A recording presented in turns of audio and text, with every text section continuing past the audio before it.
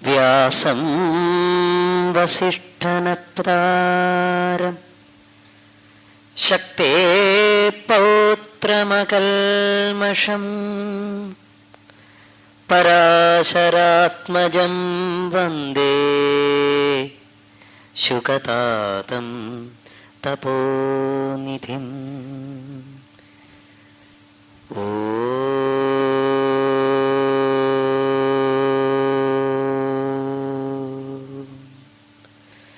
നാരായണം നമസ്കൃത്യ നരം ചൈവ നരോത്തമം ദേവീം സരസ്വതീം വ്യാസം തതോ ജയമുദീരയേത്. ഓം അബ്ദാർത്ഥേന ഹരിം പ്രപന്നമകരോൽ ഔത്താനപാദശിശു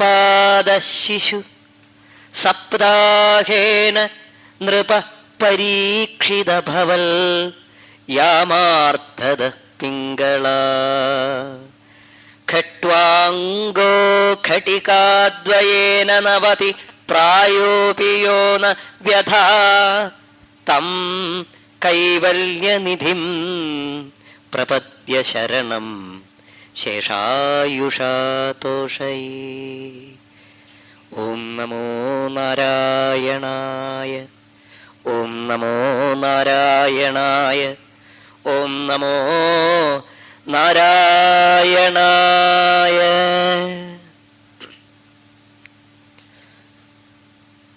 ഭാഗവതപ്രിയരെ, പവിത്രമായിരിക്കുന്ന ഭാഗവതത്തിലെ അജാമിളോപാഖ്യാനം യമദൂത വിഷ്ണുദൂത സംവാദത്തിൽ വിവരിക്കുന്നതായ ഹരിനാമ മാഹാത്മ്യം,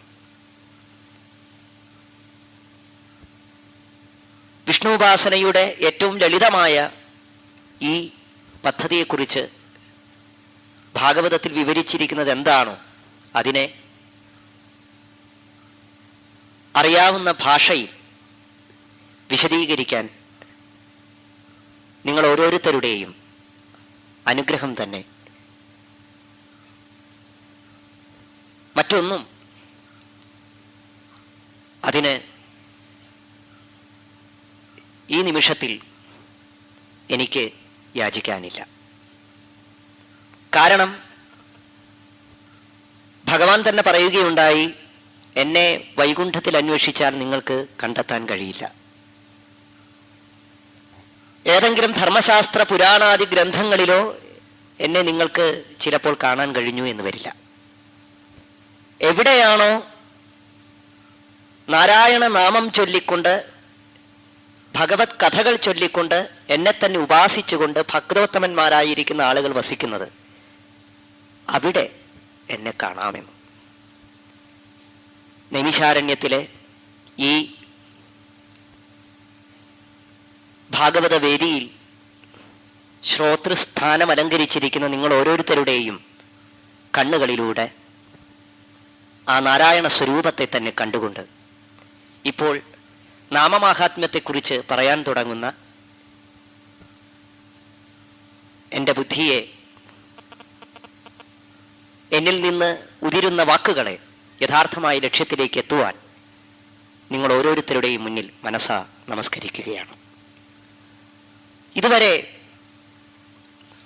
പഞ്ചമ സ്കന്ധം സമാപിക്കുമ്പോൾ ഭഗവാന്റെ സ്ഥാനം എന്ന ലീലയെക്കുറിച്ച് വളരെ വിശദമായി പ്രതിപാദിച്ച് ഭൂമണ്ഡല വിസ്താരം, ദ്വീപങ്ങൾ, നദികൾ, പർവ്വതങ്ങൾ,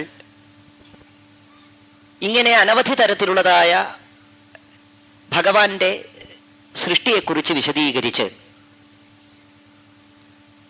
ഓരോ ജീവനും ചെയ്യുന്നതായ കർമ്മങ്ങൾക്കനുസൃതമായി അനുഭവിക്കുന്ന നരകകുണ്ഡങ്ങളെക്കുറിച്ചും വിവരിച്ച് ശ്രീശുകൻ നാരായണ സ്വരൂപത്തെ ധ്യാനിച്ച് സ്ഥാനമെന്ന ലീലയെ പറഞ്ഞ് സമർപ്പിച്ചു കഴിഞ്ഞപ്പോൾ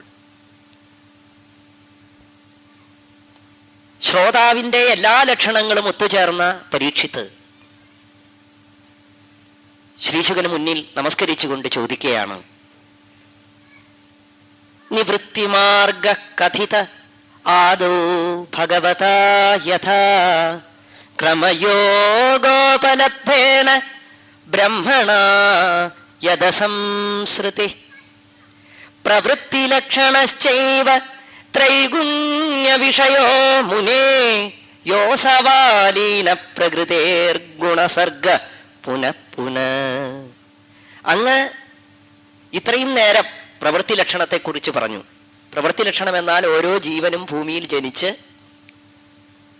മായാസംഗത്തോടുകൂടി ചെയ്യുന്ന കർമ്മങ്ങൾ,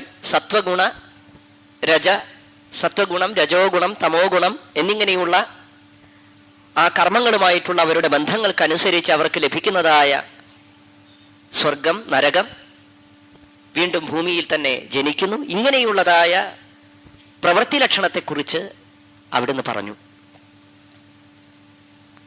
അത് മാത്രമല്ല, ക്രമയോഗത്താൽ ജന്മജന്മാന്തരങ്ങളിലൂടെ ചെയ്യുന്നതായ കർമ്മങ്ങൾ കാലാന്തരത്തിൽ ശുദ്ധീകരിക്കപ്പെട്ട് ഒടുവിൽ ബ്രഹ്മലോകത്തെത്തുകയും ആ ബ്രഹ്മലോകത്തെത്തിക്കഴിഞ്ഞാൽ പിന്നീട് ബ്രഹ്മപ്രളയകാലത്ത് ബ്രഹ്മാവിനോടൊപ്പം മോക്ഷം പ്രാപിക്കുകയും ചെയ്യുമെന്നുള്ള ക്രമയോഗത്തെക്കുറിച്ചും വിവരിച്ചു.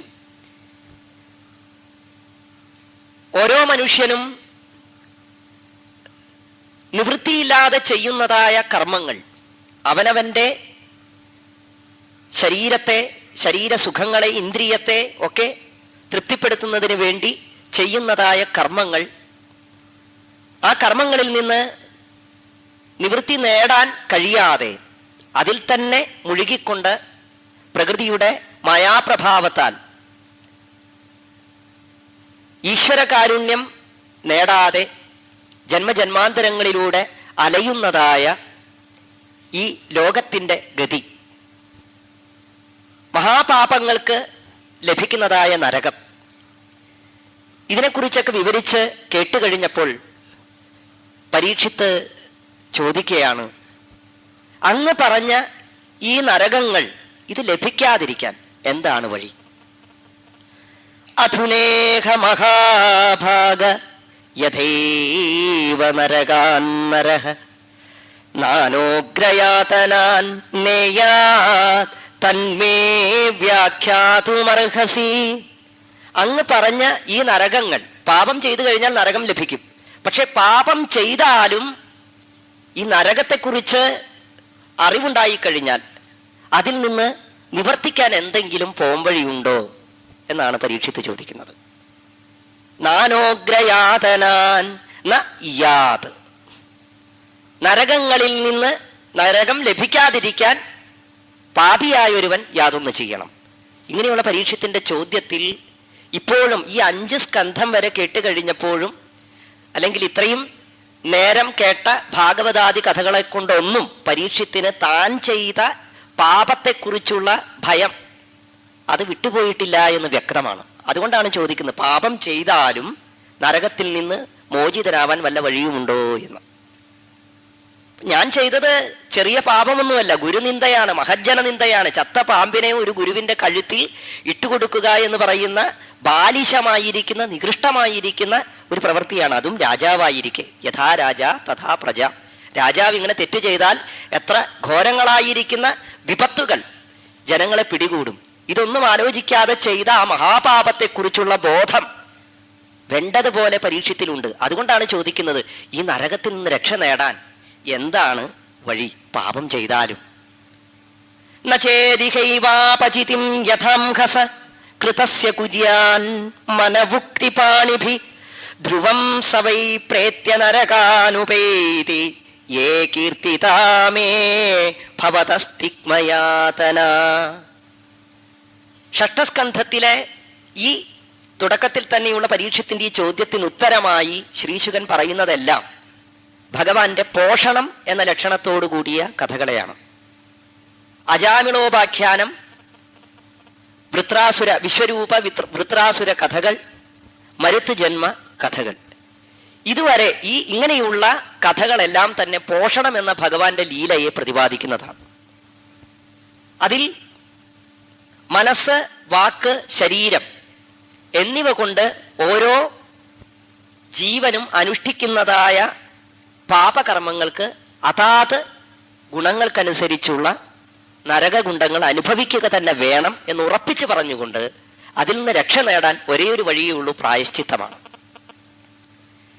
ഈ പ്രായശ്ചിത്തം വേണ്ടതുപോലെ ചെയ്തു കഴിഞ്ഞാൽ ഒരു വൈദ്യൻ എങ്ങനെ വാതപിത്ത കഫാദികളുടെ കാഠിന്യങ്ങൾക്കനുസരിച്ച് ഒരുവനിലുള്ള രോഗത്തിന് കൃത്യമായ മരുന്ന് നിർദ്ദേശിച്ചിരിക്കുന്നുവോ അതേപോലെ സ്മൃതി മുതലായിരിക്കുന്ന ഗ്രന്ഥങ്ങളിൽ ഓരോ പാപങ്ങൾക്കും കൃത്യമായ പ്രായശ്ചിത്തങ്ങൾ പറഞ്ഞിട്ടുണ്ട്. കൃച്ഛ്രം, ചന്ദ്രായണം മുതലായവയൊക്കെ. ഇവയൊക്കെ അനുഷ്ഠിച്ചുകൊണ്ട് അതാത് കാലത്ത് അനുഷ്ഠിച്ചുകൊണ്ട് ശരീരം രോഗാദികളാൽ വാർദ്ധക്യത്താൽ തളരും. ഇതൊക്കെ തളർന്നു കഴിഞ്ഞാൽ പിന്നെ ചിലപ്പോൾ ഇതൊന്നും ചെയ്യാൻ കഴിഞ്ഞു എന്ന് വരില്ല. ഇതൊക്കെ തളരുന്നതിന് മുമ്പേ ഈ പ്രായശ്ചിത്താദി കർമ്മങ്ങൾ അനുഷ്ഠിച്ച് നരകങ്ങളിൽ നിന്ന് മോചനം നേടണം എന്ന് പറഞ്ഞപ്പോൾ പരീക്ഷിത്ത് ചോദിക്കുകയാണ്, ദൃഷ്ടശ്രുതാഭ്യാം യത്പാപം ജാനന്നപ്യാത്മനോഹിതം കരോതി ഭൂയോ വിവശ പ്രായശ്ചിത്തമധോ കഥം. പരീക്ഷിത്ത് രാജാവാണ്. അതുകൊണ്ട് തന്നെ തെറ്റുകളെക്കുറിച്ചും ശിക്ഷയെക്കുറിച്ചും വ്യക്തമായ അറിവുള്ള ആളാണ്. ലൗകികമായിരിക്കുന്ന ലോകത്ത് അതൊക്കെ വ്യക്തമായി കണ്ട് പഠിച്ചവനാണ് ഞാൻ, അല്ലയോ ശ്രീശുക ബ്രഹ്മർഷേ. കുറ്റം ചെയ്താൽ ശിക്ഷയുണ്ട് എന്ന് ജനങ്ങൾക്ക് എല്ലാവർക്കും അറിയാം. എന്നിട്ട് ആരെങ്കിലും കുറ്റം ചെയ്യാതിരിക്കുന്നുണ്ടോ? ഇല്ല. ശിക്ഷിക്കുക എന്നുള്ള കൃത്യമായിട്ടുള്ള രാജശിക്ഷ ദിവസവും വേണ്ടതുപോലെ നടത്തിക്കൊണ്ടിരിക്കുന്ന ആളായിരുന്നു ഞാൻ. അപ്പോൾ കുറ്റവും ഞാൻ കണ്ടിട്ടുണ്ട്, ശിക്ഷയും ഞാൻ കണ്ടിട്ടുണ്ട്. അതുപോലെ തന്നെയല്ലേ ലോകത്ത് മനുഷ്യനായി ജനിച്ചു കഴിഞ്ഞാൽ പാപം ചെയ്യാതിരിക്കുമോ? പാപം എപ്പോഴും ചെയ്തുകൊണ്ടിരിക്കുന്നു. എങ്ങനെയാ ചെയ്യുന്നത്? അഥകേന പ്രയുക്തോയം പാപം ചരതി പൂരുഷ അനിച്ഛന്നപി വാർഷ്ണേയ ബലാദിവ നിയോജിതഃ. പാപത്തെക്കുറിച്ച് ഭഗവത്ഗീതയിൽ അർജുനന്റെ വിവശമായ ഒരു ചോദ്യമാണിത്. അനിച്ഛന്നപി വാർഷ്ണേയ വളരെ പ്രധാനമാണ്. നമ്മൾ ആഗ്രഹിച്ചിട്ടല്ല പാപം ചെയ്യുന്നത്. ഇവിടെ ഇരിക്കുന്ന എല്ലാവരും പാപം ചെയ്തവരാണല്ലേ? പാപം ചെയ്യാത്ത ആരെങ്കിലും ഉണ്ടോ? ഞാനും നിങ്ങൾ ഓരോരുത്തരും പാപം ചെയ്തുകൊണ്ടിരിക്കുന്നു, എപ്പോഴും ചെയ്തുകൊണ്ടിരിക്കുന്നു. ഇതൊക്കെ പറഞ്ഞു കഴിഞ്ഞാലും പിന്നെയും നമ്മൾ ചെയ്തുകൊണ്ടിരിക്കും. എന്താ കാരണം? അർജുനൻ അതാ ചോദിക്കുന്നത്. ഈ നമ്മൾ ആഗ്രഹിച്ചിട്ടല്ല പാപം ചെയ്യുന്നത്. നമ്മൾ ആഗ്രഹിക്കാതെ തന്നെ നമ്മെ പാപത്തിലേക്ക് പ്രേരിപ്പിക്കുന്നതായ ഒരു ശക്തിയുണ്ട്. അപ്പോൾ ഈ പാപത്തിന്റെ ശിക്ഷ അനുഭവിക്കേണ്ടത് നമ്മളാണോ, ഈ പ്രേരിപ്പിക്കുന്ന ശക്തിയാണോ? അല്ലേ? സാമാന്യമായിട്ടുള്ളൊരു യുക്തിയാണത്. അങ്ങനെ ചോദിച്ചുകൊണ്ട് കുഴപ്പമൊന്നുമില്ല. പക്ഷേ എന്താണ് പാപം എന്നതിനെ കുറിച്ച് വ്യക്തമായ ചില തീരുമാനങ്ങൾ പുരാണാദികൾ പറഞ്ഞിട്ടുണ്ട്. പക്ഷെ ആ തീരുമാനങ്ങളൊക്കെ പാപം എന്ത് എന്ന് ബോധിപ്പിച്ചു എന്ന് മാത്രമേ ഉള്ളൂ. അതിൻ്റെ നിവൃത്തിയെക്കുറിച്ച് ബോധിപ്പിച്ചില്ല. പാപം ചെയ്താൽ നരകം കിട്ടും, നല്ലത് ചെയ്താൽ പുണ്യം ചെയ്താൽ സ്വർഗം കിട്ടും എന്നൊക്കെ പറഞ്ഞിട്ടുണ്ട്. 18 പുരാണങ്ങളിലും വേദവ്യാസൻ പരോപകാര പുണ്യായ പാപായ പരപീഡനം എന്നാണ് പറഞ്ഞിരിക്കുന്നത്. അങ്ങനെയുള്ളതായ പുണ്യം ചെയ്യാം, പുണ്യം എന്തൊക്കെയാണെന്നറിയാം, പാപം എന്തൊക്കെയാണെന്നറിയാം. പക്ഷെ ഇത് രണ്ടും വേർതിരിച്ചറിഞ്ഞ് ഏതിൽ നിന്ന് എപ്പോൾ നിവർത്തിക്കണം എന്നതിനെ കുറിച്ചുള്ള വിവേകമാണ് നമുക്കില്ലാതെ പോകുന്നത്. ഈ വിവേകത്തെ നിയന്ത്രിക്കുന്നതോ ആ പരമാത്മ ശക്തിയാണ്. അതുകൊണ്ടാണല്ലോ അർജുനൻ പറഞ്ഞത്, ജാനാമി ധർമ്മം നചമേ പ്രവൃത്തി ജാനാമ്യധർമ്മം നചമേ നിവൃത്തി. എനിക്ക് എന്താണ് പാപമെന്നറിയാം, പക്ഷെ അത് ചെയ്യാതിരിക്കാൻ കഴിയുന്നില്ല. എനിക്ക് എന്താണ് പുണ്യമെന്നറിയാം, അതൊട്ട് ചെയ്യാനും തോന്നുന്നില്ല എന്നാണ്. ഇങ്ങനെയുള്ളൊരു വല്ലാത്ത ഗതികേടിലാണ് നമ്മളെല്ലാവരും. മനുഷ്യരായി ജനിച്ചാൽ ഈ ഗതികേട് ഉണ്ടാവും. അതെങ്ങനെയാ ഉണ്ടാവുന്നത്? പ്രകൃതി, മായയാൽ അത്തരത്തിലുള്ളതായ ഒരു കർമ്മ കാണ്ഡത്തിൽ നമ്മളെ ഇങ്ങനെ ഇട്ടിരിക്കുകയാണ്. ഈ കൃമി ചൂടിൽ നിന്ന് രക്ഷ നേടാൻ വേണ്ടി സ്വയം ഒരു ആവരണം ഉണ്ടാക്കും. ചൂടിൽ നിന്ന് രക്ഷ നേടാൻ വേണ്ടി ഉണ്ടാക്കുന്ന ഈ ആവരണം, അതിങ്ങനെ ഉണ്ടാക്കുന്ന സമയത്ത് ആ ആവരണത്തിനൊരു ദ്വാരം ഇടാൻ മറക്കും. ദ്വാരം ഇടാറില്ല. എന്നിട്ടോ ഈ ആവരണത്തിന് ഉള്ളിൽപ്പെട്ട് ആ കൃമി സ്വയം നശിച്ചു പോകുന്നത് പോലെ നമ്മൾ കർമ്മം ചെയ്യുന്നത് എന്തിനാണ്? ജീവിക്കാൻ വേണ്ടി, അല്ലേ? ശരീരത്തിന്റെ സുഖങ്ങള്, ഇന്ദ്രിയത്തിന്റെ സുഖങ്ങള് മറ്റുള്ളവരെ ബോധിപ്പിക്കുക, ഇങ്ങനെ ജീവിച്ചുകൊണ്ടിരിക്കുകയാണ് നമ്മൾ. അപ്പൊ ജീവിക്കാൻ വേണ്ടി നമ്മൾ കർമ്മങ്ങൾ ചെയ്തുകൊണ്ടിരിക്കുന്നു. ഈ കർമ്മം ചെയ്യുമ്പോൾ ഈ കർമ്മത്തിൽ നിന്ന്, കർമ്മ ബന്ധനത്തിൽ നിന്ന് രക്ഷ നേടാനുള്ളൊരു ദ്വാരം ഇടാൻ നമ്മൾ മറക്കുകയാണ്. അതെന്താണ് ആ ദ്വാരം? ആ ദ്വാരം എങ്ങനെ ഇടാം എന്നതിനെ കുറിച്ചാണ് ഇനി ശ്രീശുകൻ പറയുന്നത്. മനസ്സിലായോ ഞാൻ പറഞ്ഞത്? ആ ദ്വാരം എന്താണ്, എവിടെയാണ്, എങ്ങനെയാണ് നാം നമുക്ക് ചുറ്റും ഒരു സുരക്ഷ എന്നതുപോലെ ഈ കർമ്മത്തിന്റെ വല നമ്മൾ തന്നെ നെയ്യുന്നത്? ആ നെയ്യുന്ന വലയ്ക്കുള്ളിൽ ഒരു ദ്വാരം, അതെങ്ങനെ ഇടാൻ തോന്നാറില്ല. എന്താ കാരണം? താമരയുടെ ഉള്ളിൽ തേൻ കുടിക്കാൻ വന്ന വണ്ടിനെ പോലെയാണ്. താമരയുടെ ഉള്ളിൽ തേൻ കുടിക്കാൻ വണ്ട് വന്നിരുന്നു. തേൻ ഇങ്ങനെ കുടിച്ചുകൊണ്ടിരിക്കുമ്പോൾ നല്ല സുഖമുണ്ട്, അങ്ങനെ സ്വാദുണ്ട്. കുടിച്ച് കുടിച്ച് കുടിച്ച് കുറെ കഴിഞ്ഞപ്പോൾ മത്തായി, അതിൽ തന്നെ ഉറങ്ങി. കണ്ണു തുറന്ന് പറന്നു പോകാൻ നോക്കിയപ്പോൾ താമര കൂമ്പിപ്പോയി. അപ്പൊ വിചാരിച്ചു എന്നാ പിന്നെ കുറച്ചും കൂടി കുടിക്കാം. പിന്നെയും കുടിച്ചു. താമര വിടർന്നപ്പോഴും വണ്ട് വിചാരിച്ചു നല്ല സ്വാദുണ്ട്, കുറച്ചും കൂടി കുടിക്കാം. പിന്നെയും കുടിച്ചുകൊണ്ടിരുന്നു. പിന്നെയും താമര കൂമ്പി. എപ്പോഴോ ഒരു ആന വന്നു, തുമ്പിക്കൈ എടുത്തു. ആ തുമ്പിക്കൈ കൊണ്ട് ആ താമര പറിച്ചെടുത്തു, ചവിട്ടി അരച്ചു. വണ്ട് അതിൽ ചത്തുപോയി. അതേപോലെയാണ് നമ്മളും. നാം ചെയ്യുന്നത് പാപമാണെന്ന് തിരിച്ചറിഞ്ഞു കഴിഞ്ഞാൽ പ്രായശ്ചിത്താദി കർമ്മങ്ങൾ ചെയ്യുന്നു പലപ്പോഴും. പക്ഷേ ഇവയൊക്കെ ചെയ്തു കഴിഞ്ഞാലും വീണ്ടും സുഖത്തിന് വേണ്ടി പാപം ചെയ്യാൻ നാം പ്രേരിപ്പിക്കപ്പെടുന്നു. അപ്പോ പ്രായശ്ചിത്തം എന്ന് പറയുന്നത് ആത്യന്തികമായിരിക്കുന്നതായ ഒരു നിവൃത്തിയാണോ എന്നാണ് ചോദിക്കുന്നത്. ആത്യന്തികമായിട്ട് മനുഷ്യന് ഈ പാപം ചെയ്യാതിരിക്കാൻ അങ്ങനെ ഒരു തോന്നലുണ്ടാവാൻ എന്താണ് വഴി എന്ന ചോദ്യമാണ്. അതിനുത്തരം ബാദരായണി പറയുകയാണ്. കർമ്മണ കർമ്മ നിർഹാരോ നഹ്യാത്യന്തികൈഷ്യതേ അവിദ്വദധികാരിത്വാൽ പ്രായശ്ചിത്തം വിമർശനം. 11ാമത്തെ ശ്ലോകം ശ്രീശുകന്റെ ഉത്തരം. ഈ പരീക്ഷത്ത് ചോദിച്ച ചോദ്യത്തിന്റെ ഉത്തരമായിട്ട് മഹത്തരമായിരിക്കുന്ന ഒരു ദൃഷ്ടാന്തത്തെ സൂചിപ്പിക്കാൻ തുടങ്ങുകയാണ്. എങ്ങനെയാണ്? പ്രായശ്ചിത്തം പാപത്തെ പോക്കും, ശരി തന്നെ. പക്ഷെ വീണ്ടും പാപം ചെയ്യാനുള്ള തോന്നലിനെ ഇല്ലാതാക്കുന്നില്ല. അതുകൊണ്ട് അവിദ്യയാണ് പാപം ചെയ്യാൻ നമ്മെ പ്രേരിപ്പിക്കുന്നത്, മായ. അതാണ്. പ്രായശ്ചിത്തമോ അവിദ്യ തന്നെയാണ് പ്രായശ്ചിത്തത്തിനും കാരണം. അവിദ്യയാൽ ഉണ്ടാക്കപ്പെട്ടതായ നിയമങ്ങൾ തന്നെയാണ് പ്രായശ്ചിത്ത വിധികളും പറയുന്നത്. അപ്പോൾ അവിദ്യയെ അവിദ്യ കൊണ്ട് ഇല്ലാതാക്കാൻ സാധിക്കില്ല എന്നുള്ള അല്ലയോ പരീക്ഷിത്തെ അങ്ങയുടെ യുക്തി ശരി തന്നെയാണ്. പക്ഷേ ചില ആളുകൾ തപസാ ബ്രഹ്മചര്യേണ ശമേന ച ദമേന ച ത്യാഗേന സത്യശൗചാഭ്യാം യമേന നിയമേന ച ദേഹവാക് ബുദ്ധിജം ധീരാ ധർമ്മജ്ഞ ശ്രദ്ധയാന്വിത ക്ഷിപന്ത്യഖം മഹദബി വേണുഗുൽമമിവാനില.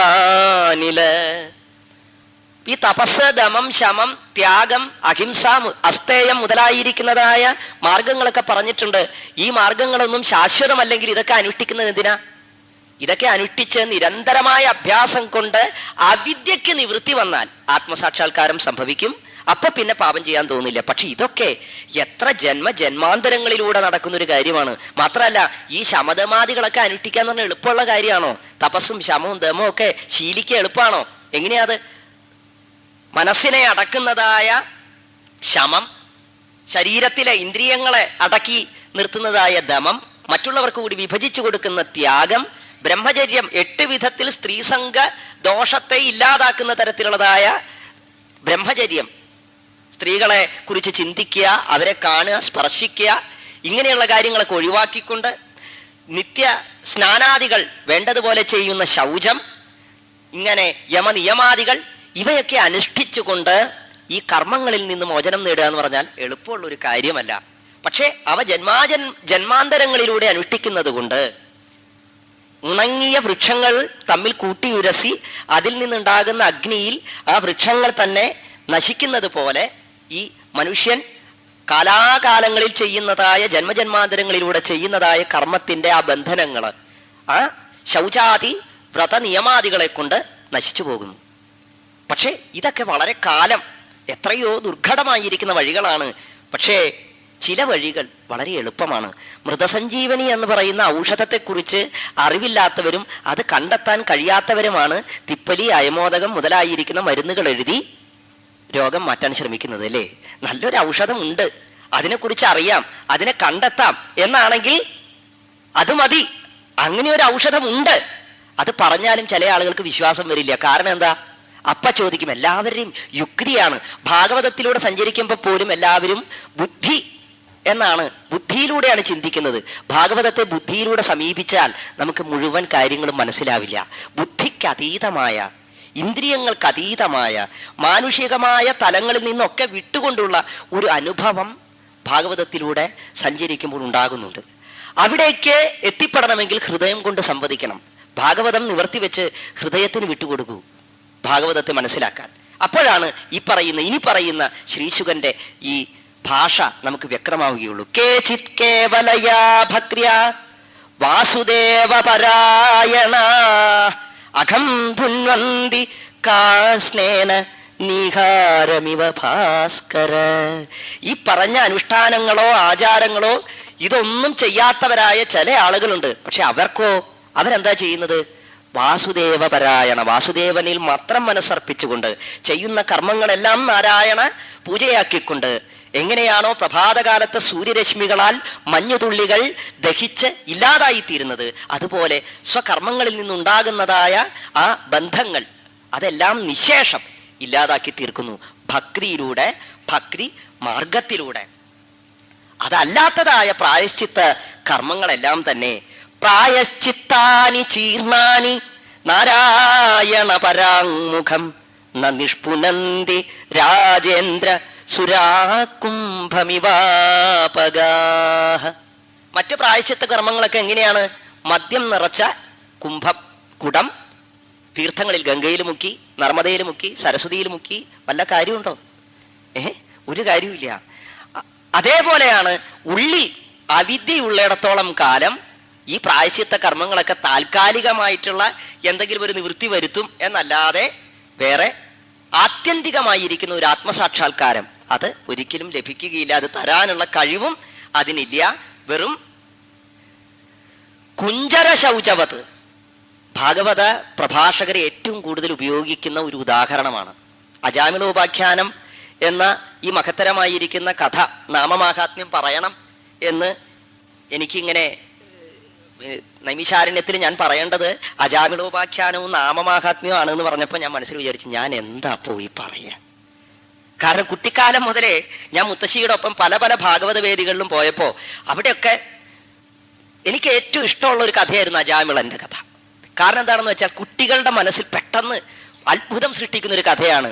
ഒരു സ്വപ്നം പോലെ യമദൂതന്മാർ വരുന്ന, ആ യമദൂതന്മാരെ ആരടാ നിങ്ങൾ എന്ന് ചോദിച്ചുകൊണ്ട് നാരായണ ജപിച്ച ഈ ബ്രാഹ്മണനെ, സാധു ബ്രാഹ്മണനെ നിങ്ങൾക്ക് ശിക്ഷിക്കാൻ അവകാശമുണ്ടോ എന്ന് ചോദിക്കുന്ന ആ വിഷ്ണുദൂതന്മാരുടെ ഭാവം, ഇതൊക്കെ ഇങ്ങോട്ട് മനസ്സിൽ കാണുമ്പോൾ കുട്ടിക്കാലത്ത് എന്തെന്നില്ലാത്തൊരു ധൈര്യം ഉണ്ടാവാറുണ്ട്. അതൊക്കെ കഴിഞ്ഞ് കുറച്ചു കാലം കഴിഞ്ഞപ്പോൾ ഈ കുഴപ്പം എനിക്കും പറ്റി. ഏത് കുഴപ്പം? ഈ ശാസ്ത്രരീത്യ, യുക്തിയുടെ രീത്യ, ബുദ്ധിയിലൂടെ ഭാഗവതത്തെ ചിന്തിക്കുക, എന്നിട്ട് കുറച്ച് കുതന്ത്രമൊക്കെ ഒന്ന് ചോദിക്കുക എന്നുള്ളൊരു ധാരണ. എന്നിട്ട് വലിയ ജ്ഞാനിയായിട്ട് കുറച്ചു കാലം നടക്കലൊക്കെ ഉണ്ടായി. അപ്പൊ എന്തായി? ഈ ജ്ഞാനം എന്ന് ഞാൻ ധരിച്ചു വെച്ചതൊക്കെ കുഴപ്പമാണെന്ന് മനസ്സിലായി. കാരണം എന്താണെന്ന് വെച്ചാൽ വെറും 3 അധ്യായങ്ങളെ കൊണ്ടാണ് ഈ അജാമിളന്റെ ഉപാഖ്യാനം പറയുന്നത്. വെറും 3 അധ്യായം. ഈ 3 അധ്യായം കൊണ്ട് പറയുന്ന അജാമിളോപാഖ്യാനം മുഴുവൻ ദിവസവും ഭാഗവതം കേൾക്കാത്ത ആളുകൾക്ക് വരെ കാണാപ്പാഠ. അല്ലെ? അറിയാത്ത ആരുമില്ല. ഭാഗവതത്തെക്കുറിച്ച് ഒന്ന് സ്മരിക്കുന്ന ആളുകൾക്ക് പോലും അറിയാവുന്ന ഒരു കഥയാണ് അജാമിളോപാഖ്യാനം. കാന്യകുബ്ജം എന്ന് പറയുന്ന ദേശത്ത് ഒരു അജാമിളൻ എന്ന് പേരുള്ള ഒരു ബ്രാഹ്മണൻ ഉണ്ടായിരുന്നു. ഇദ്ദേഹം വലിയ ജ്ഞാനിയായിരുന്നു, വേദം പഠിച്ചവനായിരുന്നു, ശൗച യമ ദമാദി കാര്യങ്ങളൊക്കെ ചെയ്തവനായിരുന്നു, ഒക്കെ ചെയ്തിട്ടുണ്ട്. ഒരു ദിവസം അച്ഛന്റെ നിർദ്ദേശത്താൽ കാട്ടിലേക്ക് പോയി. കാട്ടിൽ ചെന്നപ്പോൾ വിറകും ചമതയും ഒക്കെ ശേഖരിച്ചു കൊണ്ടിരിക്കുന്ന സമയത്ത് അവിടെ മദ്യം സേവിച്ച് മതോന്മത്തയായി നൃത്തം ചെയ്തുകൊണ്ടിരിക്കുന്ന ഭർത്താവിനോടൊപ്പമുള്ള ഒരു വേശ്യയെ കണ്ടു. ആ വേശ്യയെ കണ്ടു കഴിഞ്ഞപ്പോൾ മനസ്സ് മതിച്ചു. മന്മഥൻ ഉള്ളിലങ്ങട് എന്തെന്നില്ലാത്ത തരത്തിലുള്ള ചാഞ്ചല്യം സൃഷ്ടിച്ചു. പല പ്രാവശ്യം മനസ്സിനെ അടക്കാൻ ശ്രമിച്ചു, എന്നിട്ടും പറ്റിയില്ല. ഒടുവിൽ ആ വേശ്യാസ്ത്രീയോടൊപ്പം ജീവിക്കാൻ തീരുമാനിച്ചു. സാക്ഷാൽ ശ്രീ പരമേശ്വരനെ പോലും ഒന്ന് ചലിപ്പിച്ചവനാണ് ഈ മന്മഥൻ. ആ മന്മഥൻ നമ്മളെയൊക്കെ ഇത്തരത്തിൽ മായയാകുന്ന പലതരത്തിലുള്ള പല ഇന്ദ്രജാലങ്ങളും കാണിച്ചുകൊണ്ടിരിക്കുന്നു. ഇതിലൊന്നും പെട്ടില്ലെങ്കിൽ അവസാനത്തെ പെടല് ഈ മന്മഥന്റെ കൈകളിൽ തന്നെയാണ്, അസ്ത്രത്തിൽ തന്നെയാണ്. അങ്ങനെ അതിൽ പെട്ടു. എന്നിട്ട് എന്താ ഉണ്ടായേ? പാവം തൻ്റെ ധർമ്മപത്നി, ഭർത്താവിനെ വശീകരിക്കുന്നതിൽ വലിയ പ്രാവീണ്യമൊന്നും ഇല്ലാത്തവളായ അവളെ ഉപേക്ഷിച്ച്, തൻ്റെ കുടുംബത്തെ ഉപേക്ഷിച്ച് വേശ്യാസ്ത്രീയോടൊപ്പം കഴിഞ്ഞു. അതിൽ സസുഖം കഴിഞ്ഞു. സസുഖം ഉണ്ടാവാൻ വേണ്ടി എന്ത് ചെയ്തു? തൻ്റെ ഭാര്യയെയും തൻ്റെ കുടുംബത്തെയും സന്തോഷിപ്പിക്കുന്നതിന് വേണ്ടി എന്ത് പാപവും ചെയ്യാൻ തയ്യാറായി ഈ അജാമിളൻ. എന്നിട്ട് എന്താ ഉണ്ടായത്? വഴി കൂടെ പോണ ആളുകളുടെ കയ്യിൽ നിന്ന് ധനം തട്ടിപ്പറിക്കുക, പറ്റിയില്ലെങ്കിൽ കത്തി കാട്ടി പേടിപ്പിക്കുക, ഇങ്ങനെയൊക്കെയുള്ള എല്ലാ തരത്തിലുമുള്ള ഹിംസാവ്യാപാരങ്ങളും ചെയ്ത് തൻ്റെ കുടുംബത്തെ പോഷിപ്പിച്ചു. എങ്കിലും അവസാന കാലഘട്ടത്തിൽ ആരും ഉണ്ടായില്ല സഹായിക്കാൻ, അല്ലേ? ശേഷിച്ച കാലം 88ാമത്തെ വയസ്സ്, മഹത്തായ അംശം മുഴുവൻ കഴിഞ്ഞുപോയി എന്നാണ് ശ്രീശുഖൻ പറഞ്ഞത്. അജാമിളന്റെ മഹത്തായ അംശം കഴിഞ്ഞുപോയി, അതായത് 88 വയസ്സായി. അപ്പോഴാണ് ചിന്തിക്കുന്നത്, എങ്ങനെയാ കിടക്കുകയാണ്, കട്ടിൽമ കിടക്കുകയാണ്. കിടക്കുന്ന സമയത്ത് അവസാനത്തെ പുത്രന് നാരായണൻ എന്നുള്ളൊരു പേരിട്ടു. ഇതെന്ത് യോഗം കൊണ്ടാണെന്ന് ഒരു പിടിയില്ല. അത് ഭാഗവതത്തിൽ പറഞ്ഞിട്ടില്ല, അല്ലേ? മക്കൾക്ക് നാരായണൻ, ഹരി, അച്യുതൻ, ഗോവിന്ദൻ എന്നൊക്കെ പേര് ആരെങ്കിലും ഇതിലിട്ടിട്ടുണ്ടെങ്കിൽ എന്തോ ഒരു പുണ്യം നിങ്ങൾക്ക് പിന്നാലെ വന്നിട്ടുണ്ട് എന്നർത്ഥം, അല്ലേ? എവിടെന്നോ ഒരു പുണ്യം. അതേപോലത്തെ ഒരു പുണ്യമാണ് ഇപ്പോൾ ഇവിടെ അജാമിളിന് കിട്ടിയത്. ഈ വയസ്സാം കാലത്ത് അങ്ങോട്ടൊന്ന് തിരിയാനോ ഒന്ന് വെള്ളം ചോദിക്കാനോ നാവ് പൊങ്ങാത്ത ഒരു കാലഘട്ടത്തില് സ്വന്തം മകനെ വിളിച്ചു നാരായണ എന്ന്. ആ വിളിച്ചത് കൊണ്ട് എന്താ, മുമ്പിൽ വന്നെത്തിയ യമഭടന്മാരെ മുഴുവൻ ആട്ടിപ്പായിച്ച് വിഷ്ണുദൂതന്മാര് അവരുടെ ആ പുണ്യദർശനം അദ്ദേഹത്തിനുണ്ടായി. അതുണ്ടായതോടുകൂടി താൻ ചെയ്ത കർമ്മങ്ങളെ കുറിച്ച് വീണ്ടും ചിന്തിക്കാൻ തുടങ്ങി. ഇതാണ് അജാമിള കഥ. വളരെ എളുപ്പം ഇത് മനസ്സിലാവും നമുക്ക്. ഇത് കേൾക്കാൻ വേണ്ടി തന്നെ പലപ്പോഴും സപ്താഹവേദികളിൽ ഞാൻ പോവാറുണ്ട്. അപ്പോഴൊക്കെ ആലോചിക്കാത്ത കാര്യം പിന്നെ കുറച്ചു കാലം കഴിഞ്ഞപ്പോൾ ആലോചിച്ചു, വെറും 3 അധ്യായങ്ങളെ കൊണ്ട് പറയുന്ന ഈ അജാമിളോപാഖ്യാനത്തിന് എന്താ ഇത്രയ്ക്ക് വലിയ പ്രത്യേകത? കുറെ കാലം അങ്ങനെ ആലോചിക്കേണ്ട, എന്താ ഇത്രയ്ക്ക് വലിയ പ്രത്യേകത ഭാഗവതത്തില്? ബാക്കിയുള്ള കഥകളെക്കാളും കൂടുതൽ വിസ്തരിക്കാറ് ഈ അജാമിളോപാഖ്യാനമാണ്. ഇത് വിസ്തരിക്കണതിന്റെ സാങ്കത്യം എന്താണ് എന്നൊക്കെ ചിന്തിച്ചു. പിന്നെ ആ ചിന്ത വെറും ഭോഷ്കാണെന്ന് മനസ്സിലായി. കാരണം ഇത് പറഞ്ഞില്ലെങ്കിൽ പിന്നെ ഭാഗവതം പിന്നെ എന്തിനാ എന്നൊരവസ്ഥയുണ്ട്. അതെന്താന്ന് മനസ്സിലാക്കാം. ശ്രീശുഖൻ കഥ പറഞ്ഞു തുടങ്ങുന്നത് ഇങ്ങനെയാ.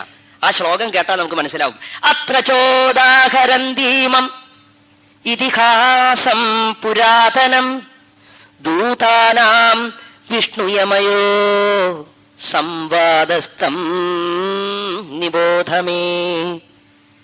യഥാർത്ഥത്തിൽ ഭഗവാനെ കുറിച്ച് ചിന്തിച്ച് ഭഗവൻ ആ നാമ മാഹാത്മ്യത്തിൽ ലയിച്ചുകൊണ്ട് ഭഗവത് കഥകളിൽ മുഴുകിക്കൊണ്ട് ജീവിക്കുന്ന ആളുകളുടെ സ്വപ്നത്തിൽ പോലും യമഭടന്മാരോ മറ്റ് ദുഷ്ടഭൂതങ്ങളോ പ്രവേശിക്കുകയില്ല എന്ന് പ്രതിജ്ഞ ചെയ്തുകൊണ്ട് പ്രസ്താവിച്ചുകൊണ്ട് ആഹ്വാനം ചെയ്തുകൊണ്ട് ശ്രീശുഖൻ പറയുകയാണ്.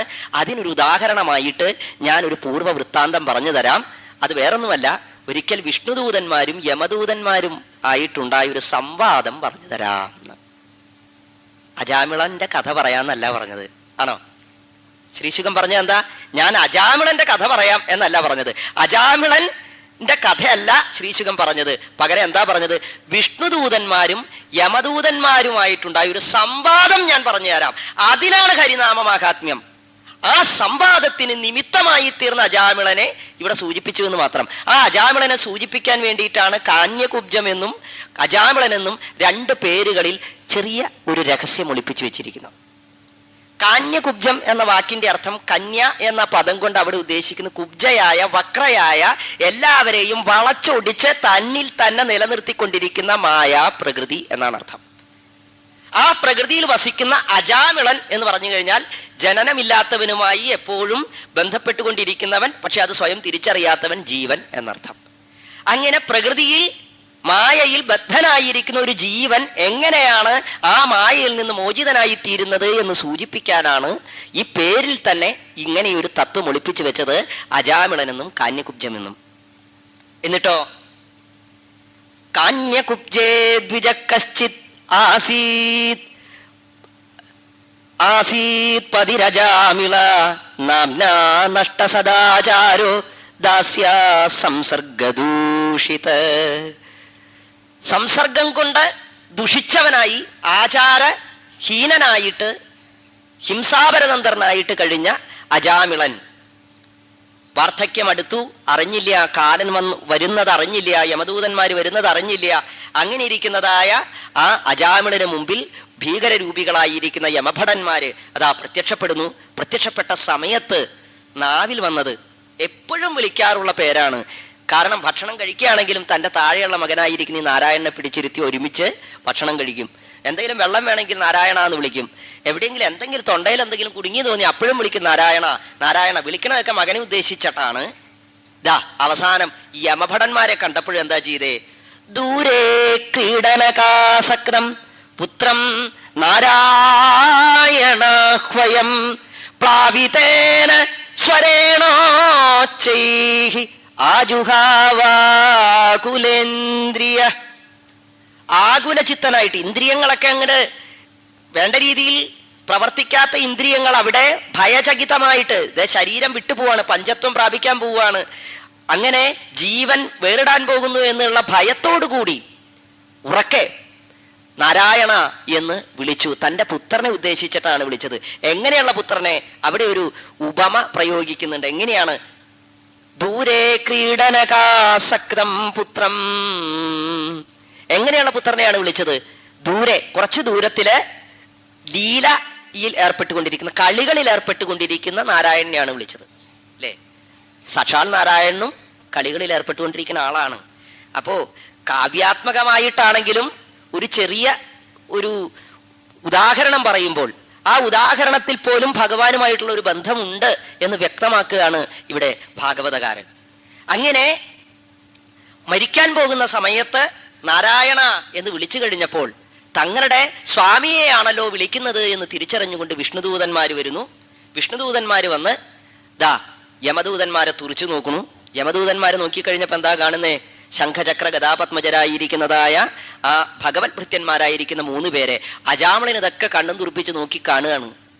ഇതെന്താ സംഭവം എന്നൊന്നും മനസ്സിലാവണില്ല. ഒരു വശത്ത് യമദൂതന്മാര്, മറുവശത്ത് അറിയാത്ത ഏതൊക്കെയോ ദിവ്യമായിരിക്കുന്ന ഭാവം ഉള്ളിൽ തന്നെ ജനിപ്പിക്കുന്നതായ ആളുകള്.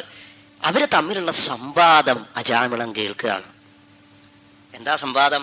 വിഷ്ണുദൂതന്മാര് ചോദിക്കുകയാണ് യമദൂതന്മാരോട്, യൂയം വൈ ധർമ്മരാജസ്യ യതി നിർദ്ദേശകാരിണഃ ഭൂത ധർമ്മസ്യ നസ്തത്വം യച്ച ധർമ്മസ്യ ലക്ഷണം. നിങ്ങൾ ധർമ്മരാജാവിന്റെ ദൂതന്മാരാണ് എന്ന് പറഞ്ഞുവല്ലോ. അങ്ങനെയാണെങ്കിൽ നിങ്ങൾ പറയൂ, എന്താ ധർമ്മത്തിന്റെ ലക്ഷണം? നിങ്ങൾ ഏതാണ് ധർമ്മത്തിന്റെ അളവുകോൽ? കഥം സ്വിധ്രിയതേ ദണ്ഡ കിം വാസ്യ സ്ഥാനമീപ്സിതം ദണ്ഡ്യാ കിം കാരിണ സർവേ ആഹോസ്വിൽ കതിചിന്ദ്രണാം. എങ്ങനെയാണ് നിങ്ങൾ ഒരാൾ ശിക്ഷാർഹനാണ് നിശ്ചയിക്കുന്നത്?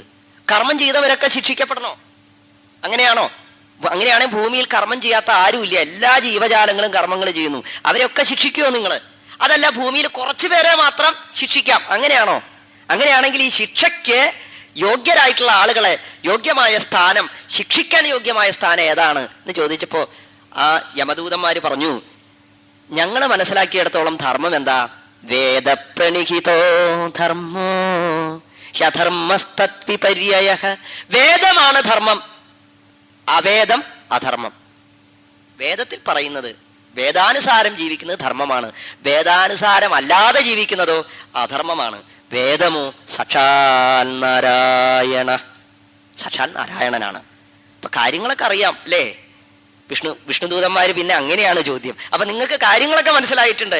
വേദം നാരായണനാണ് എന്നാണല്ലോ പറഞ്ഞത്. അപ്പൊ പിന്നെ എന്താ ശരിയായ ധർമ്മം? പിന്നെ വേദം ധർമ്മമാണെന്ന് പറയേണ്ട കാര്യമുണ്ടോ? കാര്യമില്ല. വേദം നാരായണന്റെ നിശ്വാസങ്ങളാണ്. അപ്പൊ യഥാർത്ഥ ധർമ്മം ആരാ? നാരായണനാണ് എന്ന് പറഞ്ഞില്ല. പകരം സ്വന്തം സ്വാമിയോട് ചോദിക്കാൻ ഒരു അവസരം കൊടുത്തു. കാരണം ഒരു പരിചയമില്ലാത്ത ആൾക്കാർ എന്തെങ്കിലും ജ്ഞാനം ഉപദേശിച്ചാൽ നമുക്ക് അത് അത്രയ്ക്ക് അങ്ങോട്ട് രസിക്കില്ല അല്ലേ? അങ്ങനെ ചില ലോക വിഷയത്തിലുള്ളതായ ചില ഈർഷ്യ, ചില തരത്തിലുള്ളതായ നമ്മൾ എന്താ പറയുക അപകർഷതാബോധം, ഇതൊക്കെ ദ്യോതിപ്പിക്കുന്ന തരത്തിലാണ് ഈ കഥയുടെ ഈ രസച്ചരട് ഭാഗവതകാരൻ അതിമനോഹരമായിട്ട് കോർത്തിണക്കിയിരിക്കുന്നത്. യമനെ കണ്ടു യമദൂതന്മാര്. പിന്നെ യമനും യമദൂതന്മാരുമായ സംവാദം പറയുന്നതിന് മുമ്പ് ഇതാ അജാമിളന് ഉണ്ടായിട്ടുള്ളതായ ചില അനുഭവങ്ങള്. ഇവിടെ ഏറ്റവും പ്രത്യേകത, ഈ സംവാദം കൊണ്ട് അജാമിളന് നേരെ മോക്ഷം കൊടുക്കുകയല്ല, വിഷ്ണുദൂതന്മാര് നേരെ അജാമിളനെ കൊണ്ടുപോയി വൈകുണ്ഠത്തിലേക്ക് എന്നല്ല ശ്രീശുഖം പറഞ്ഞത്. പകരം എന്താ പറഞ്ഞത്? സൂര്യോഗ്നിഖം മരുദ്ഗാവ സോമ സന്ധ്യാഹനീദിശ കം കുക്കാലോ ധർമ്മ ഇതി ഹേതേ ദേഹ്യസ്യ സാക്ഷിണേ. യമദൂതന്മാര് പറഞ്ഞത് സൂര്യൻ, കാലം, ആകാശം, ഭൂമി, ജലം എന്നിങ്ങനെയുള്ളതായ എല്ലാ ധർമ്മൻ എല്ലാവരും സാക്ഷികളാണ്. അവരൊക്കെയാണ് ഭൂമിയിൽ ചെയ്യുന്ന ജീവൻ ചെയ്യുന്നതായ കർമ്മങ്ങളുടെ സാക്ഷികൾ. അപ്പൊ അവരാണ് നിശ്ചയിക്കുന്ന ധർമ്മം എന്താ അധർമ്മം എന്താന്ന്. ഞങ്ങളുടെ സ്വാമി ധർമ്മനാണ്, ധർമ്മരാജാവാണ്.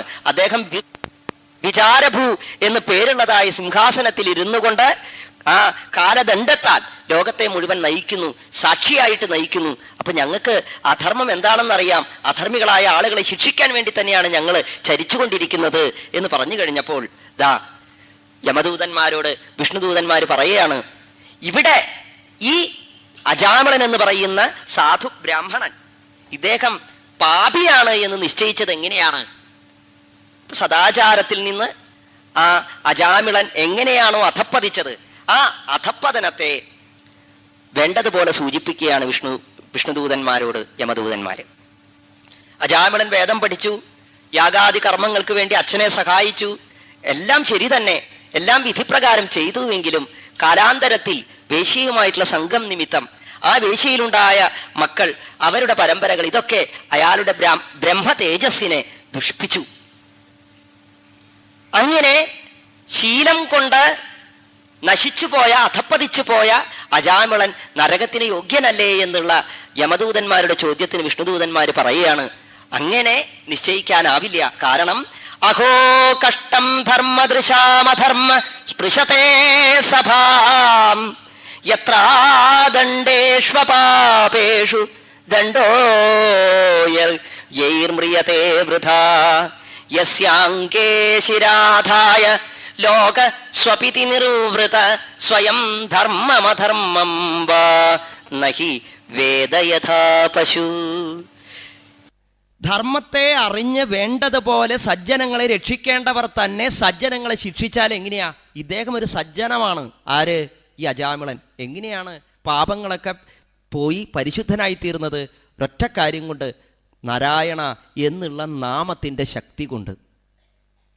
ഈ അജാമിളൻ യഥാർത്ഥത്തിൽ ഇത്തരത്തിലുള്ളതായ ദുഷ്കർമ്മങ്ങൾ ചെയ്തുവെങ്കിലും മരണസമയത്ത്, ആസന്നമായിരിക്കുന്ന സമയത്ത് ഹരിനാമമാകുന്നതായ അഗ്നിശുദ്ധി, ആ നാമം കൊണ്ട് അഗ്നിയിൽ എങ്ങനെയാണോ ഓരോ പദാർത്ഥങ്ങളും ശുദ്ധീകരിക്കപ്പെടുന്നത്, ദുഷിച്ച പദാർത്ഥങ്ങളും ശുദ്ധീകരിക്കപ്പെടുന്നത്, അതേപോലെ അജാമിളൻ്റെ ഈ യാതനാദേഹവും ശുദ്ധമായി കഴിഞ്ഞു എന്ന് സൂചിപ്പിക്കുകയാണ്. മഹാന്മാരുടെ മടിയിൽ തല വെച്ച് കിടന്ന് സുഖമായി ഉറങ്ങുന്ന ഒരു സ്വഭാവം ലോകത്തിലെ ജനങ്ങൾക്കുണ്ട്. ഇപ്പൊ അതാണ് കാണുന്നത്. നിങ്ങൾ മഹാൻ എന്ന് വിളിക്കുന്നതായ ഈ ധർമ്മരാജാവ് പറയുന്നതൊക്കെ ധർമ്മം എന്ന് പറഞ്ഞുകൊണ്ട് യുക്തിയുക്തം സ്വയം ചിന്തിക്കാതെ നിങ്ങൾ പ്രവർത്തിക്കുകയാണ്. അതുകൊണ്ട് നിങ്ങൾ സ്വാമിയോട് തന്നെ ചോദിക്കുന്നത് ധർമ്മമാണോ എന്ന്. മഹാന്മാരായ ആളുകൾ ചെയ്യുന്നതൊക്കെ ധർമ്മമാണ് എന്ന് കണ്ണടച്ച് വിശ്വസിച്ച് അവരുടെ മടിയിൽ കിടന്നുറങ്ങരുത് എന്ന് വിഷ്ണുദൂതന്മാർ ഒരു താക്കീത് കൂടി കൊടുക്കുന്നു. എന്നിട്ട് പറയുന്നു ഹരിനാമ മാഹാത്മ്യം.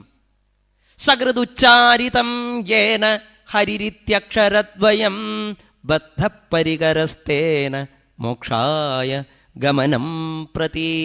സ്മൃതികളിൽ പറയുന്നതായ ഹരിനാമ മാഹാത്മ്യം ഇതാണ്. അറിഞ്ഞോ അറിയാതെയോ ഹരി എന്ന് പറയുന്ന ആ രണ്ടക്ഷരം ഉച്ചരിച്ചാൽ, നാരായണ എന്ന 4 അക്ഷരത്താൽ യഥാർത്ഥത്തിൽ അന്ധക്കരണ ശുദ്ധി വന്ന് ആത്മസാക്ഷാത്കാരം നേടാനായിട്ട് സാധിക്കുന്നു. അത്രയും ശക്തിമത്തായ ആ ഹരിനാമ കീർത്തനമാണ് ഈ അജാമിളൻ ചെയ്തത്.